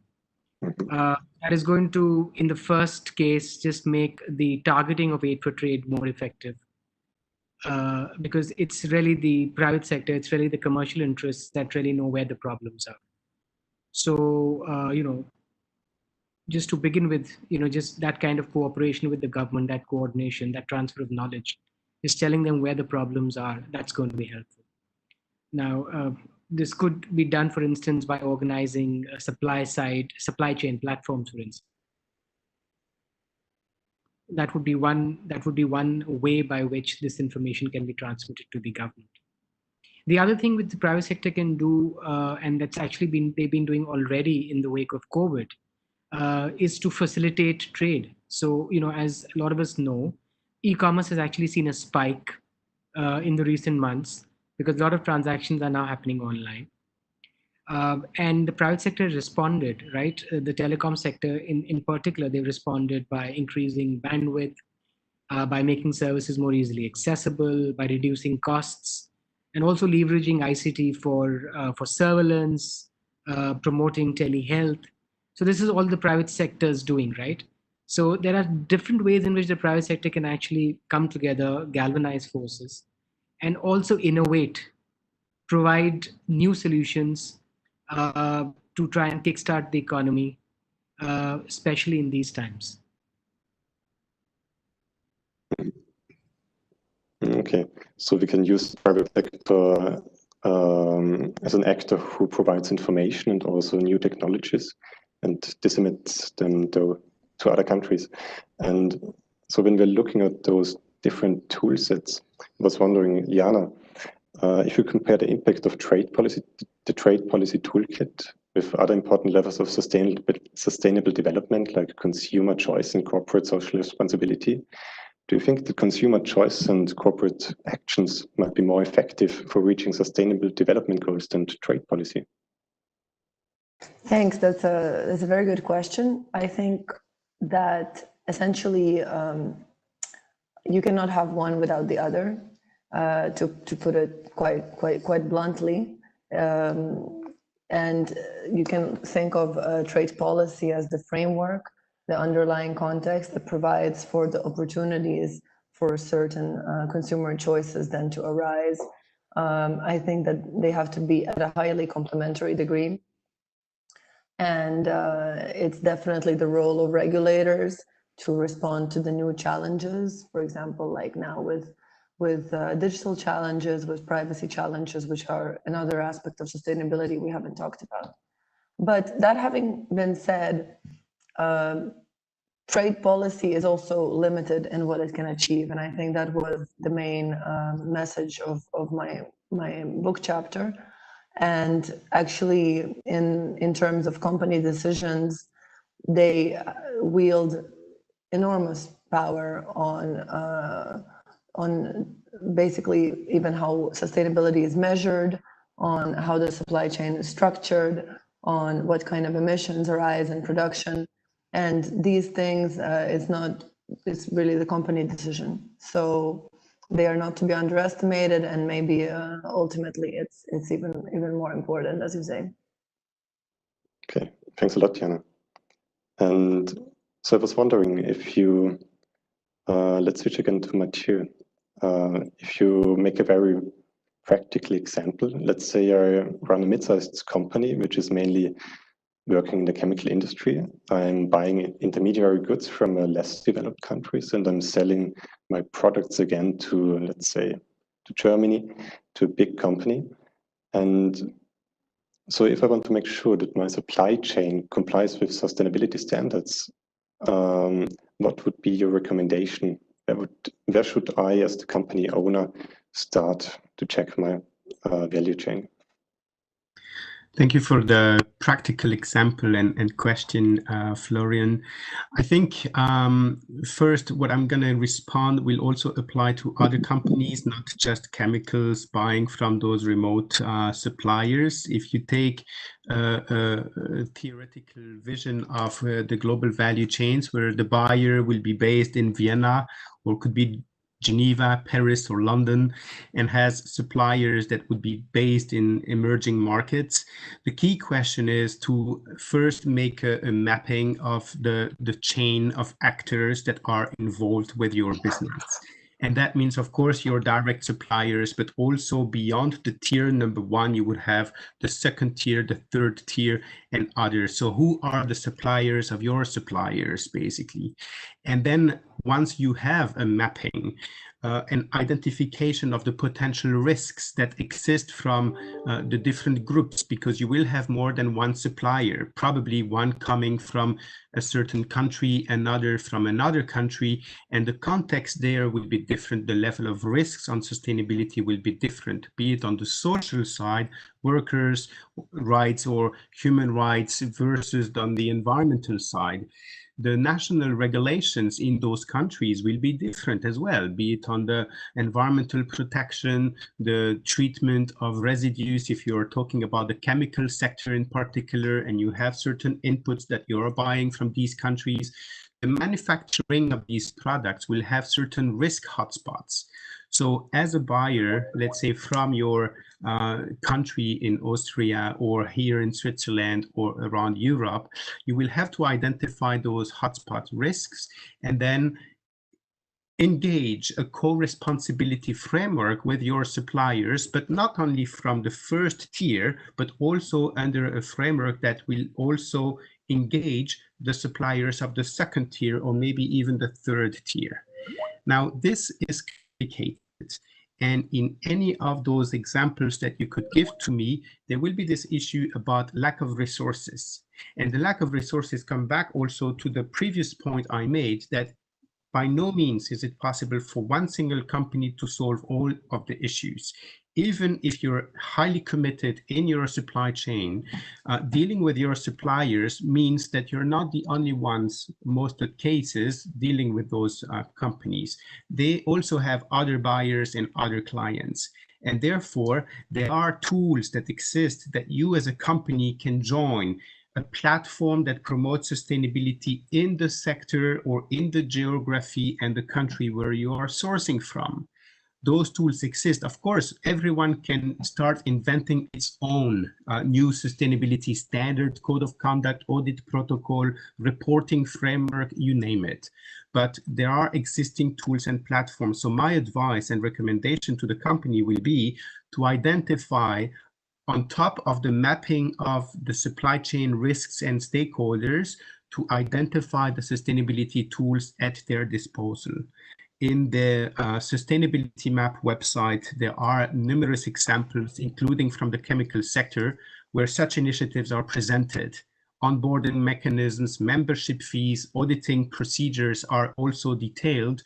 And then it becomes the responsibility of the company to really take the appropriate next steps to implement sustainability and to be very proud about the progress that they are making over time. Okay. I think you also mentioned that, in your opinion, adhering to sustainability standards will also positively impact the financial bottom line of a company at some point. That is correct. And not only that, but also the overall resilience of the business. Just because of this externalization of the risks related to sustainability, you are not on your own. You are working with others. And that reinforces the resilience, the capacity of your business to recover, let's say after a crisis like COVID-19, during a crisis, but also in difficult times, which we had also in the previous years. It has been demonstrated that adhering to sustainability standards is an asset that can help companies survive or better strive and go through the storm. Okay, thanks a lot. So I would like to bring it again back to a little bit of a higher level.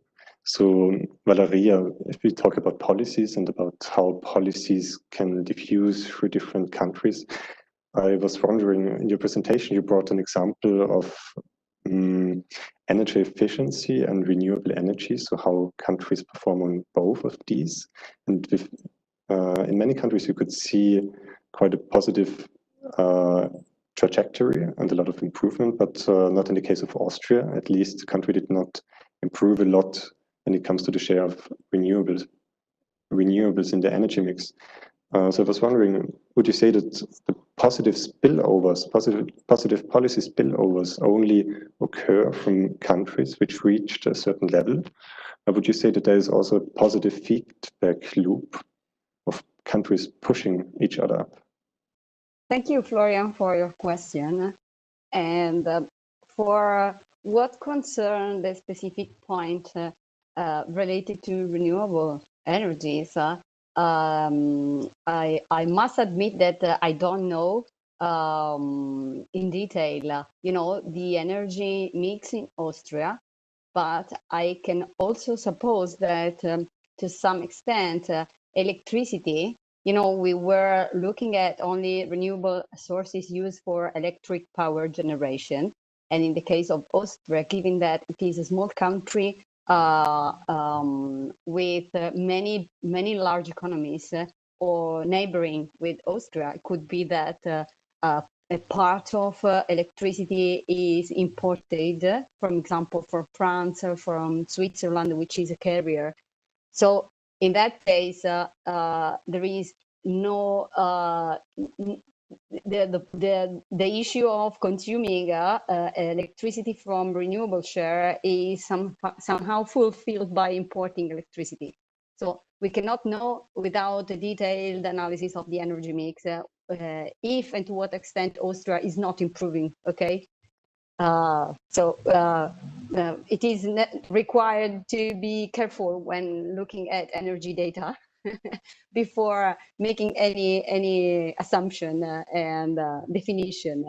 But turning back to your high question related to the role of feedback loops and also relationship with the other partners.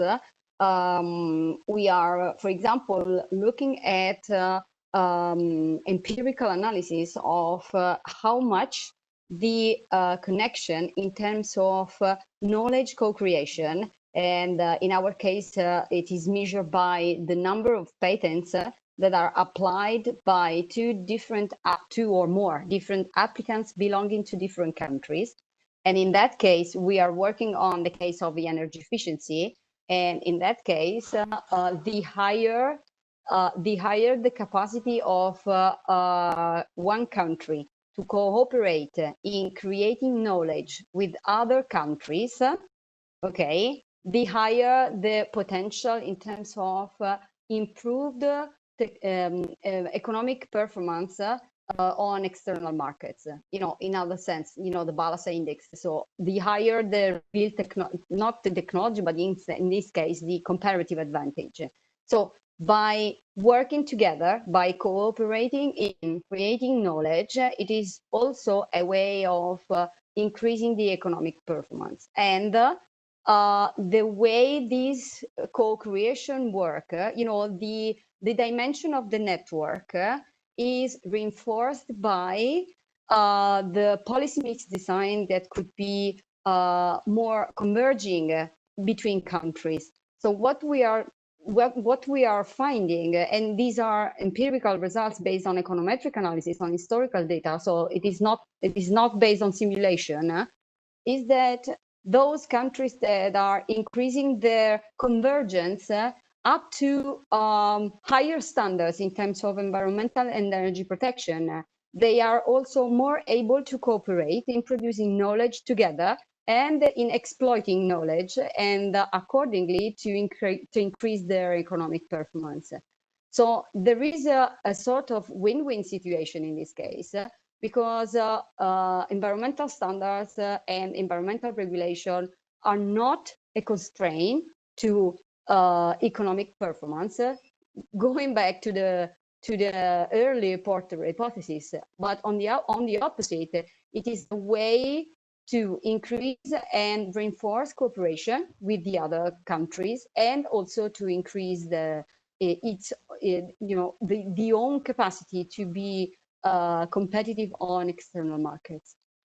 Thanks a lot on the clarification and also on your answer. So time is really passing quickly. So I was wondering if you have any questions for the other participants. if there are any points you would like to raise to the panel or discuss. Yes, Janna. Yes, I have a question to Thieu, who outlined in such an interesting way the value chain aspects and basically how could an individual company comply with sustainability objectives. And I was wondering what would be your perspective, but also other panelists' perspective on really legislative interventions like the due diligence frameworks that are currently in place for conflict minerals and are, for example, planned for the textile sector. Does that kind of due diligence approach, establishing, as you said, auditing or a certain kind of framework really work, or is it better when it's more bottom-up, when it's more sort of voluntary based from really the international perspective, because you really have the oversight of all the world, not just Europe? Thank you very much for the question. I think it is extremely important to have the due diligence frameworks that are legiferated and that are really part of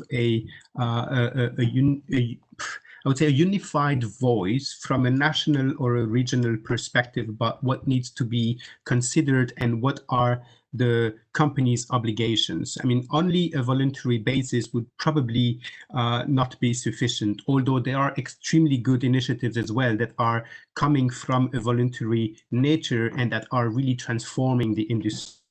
So to the specific question on the due diligence, what we are seeing is companies that are taking the due diligence frameworks as a starting point. And then that becomes the benchmark.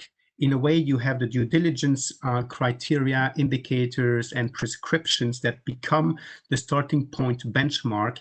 And then you have the private sector responses to these due diligence requirements. And you have a certain certificate, an audit protocol, a reporting mechanism that they can use as part of a basket of market-based tools to respond to the due diligence frameworks. And that means that it's not only one certificate that will solve all your due diligence prescriptions, obviously. The due diligence is part a legislation situation where the companies understand what they have to do, but at the same time, it is also a journey for them to raising awareness and take the necessary measures.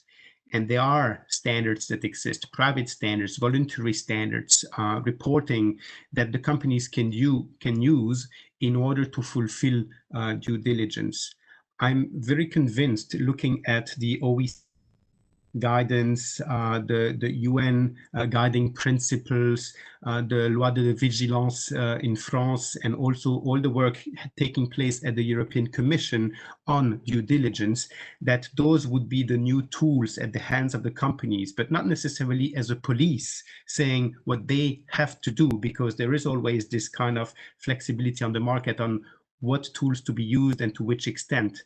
But as an overarching, I would say an umbrella framework, the due diligence has certainly a very important role to play. So I think this is how it connects to the reality of the value chains and companies trying to find answers. I mean, that would be my response. I'm sure others will have other views, but thanks for asking it. It's a very important issue. Mm-hmm. Then thanks a lot again. And there's also one more thing I would like to ask Janna on a trade policy level.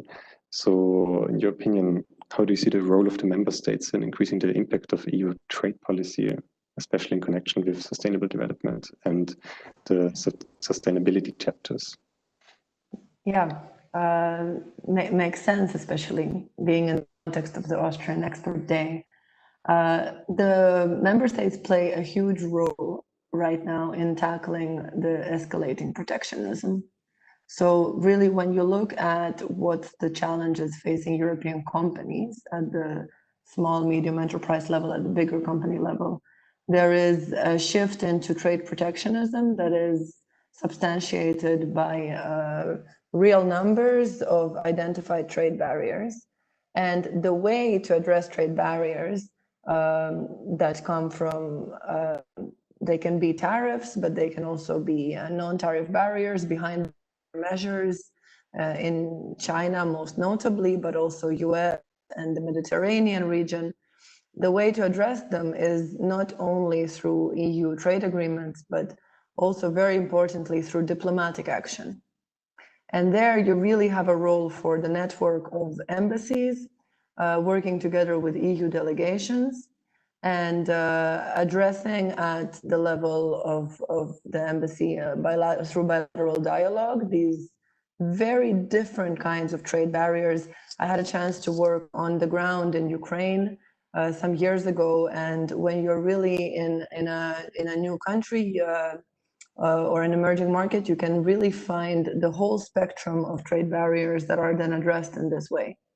And for me, this is not to be underestimated. And also the European Commission has identified this diplomatic action, the role of member states as super important, and overall implementation and enforcement of existing agreements rather than negotiating new ones is one of the top 5 priorities of trade policy, I think, for the next years, because you would be surprised, but for example, we have a very deep trade agreement with Canada, and the utilization rate, so the rate at which businesses are utilizing the tariff cuts, the discounts that negotiators have achieved, is 37%.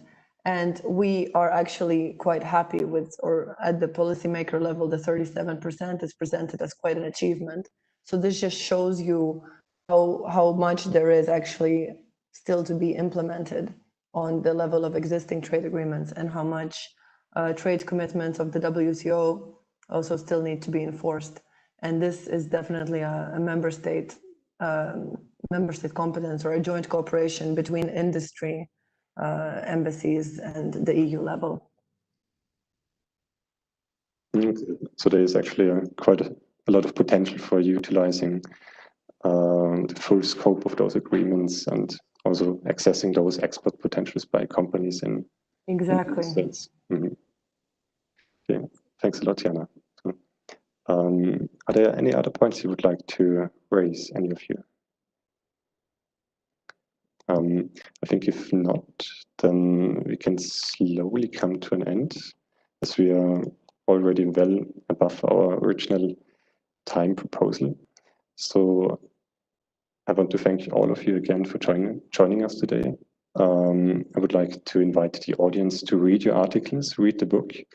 It will be freely available on the websites of the National Bank and also of the Economic Chamber. And I hope that this will also start new debates, or will raise new questions. Thanks a lot again, and I hope that we stay in contact. Thank you very much, Florian. Thank you so much, Thank Florian. you. Thank you. All the best. All Goodbye. the best. Bye. Bye-bye. Bye-bye. Bye.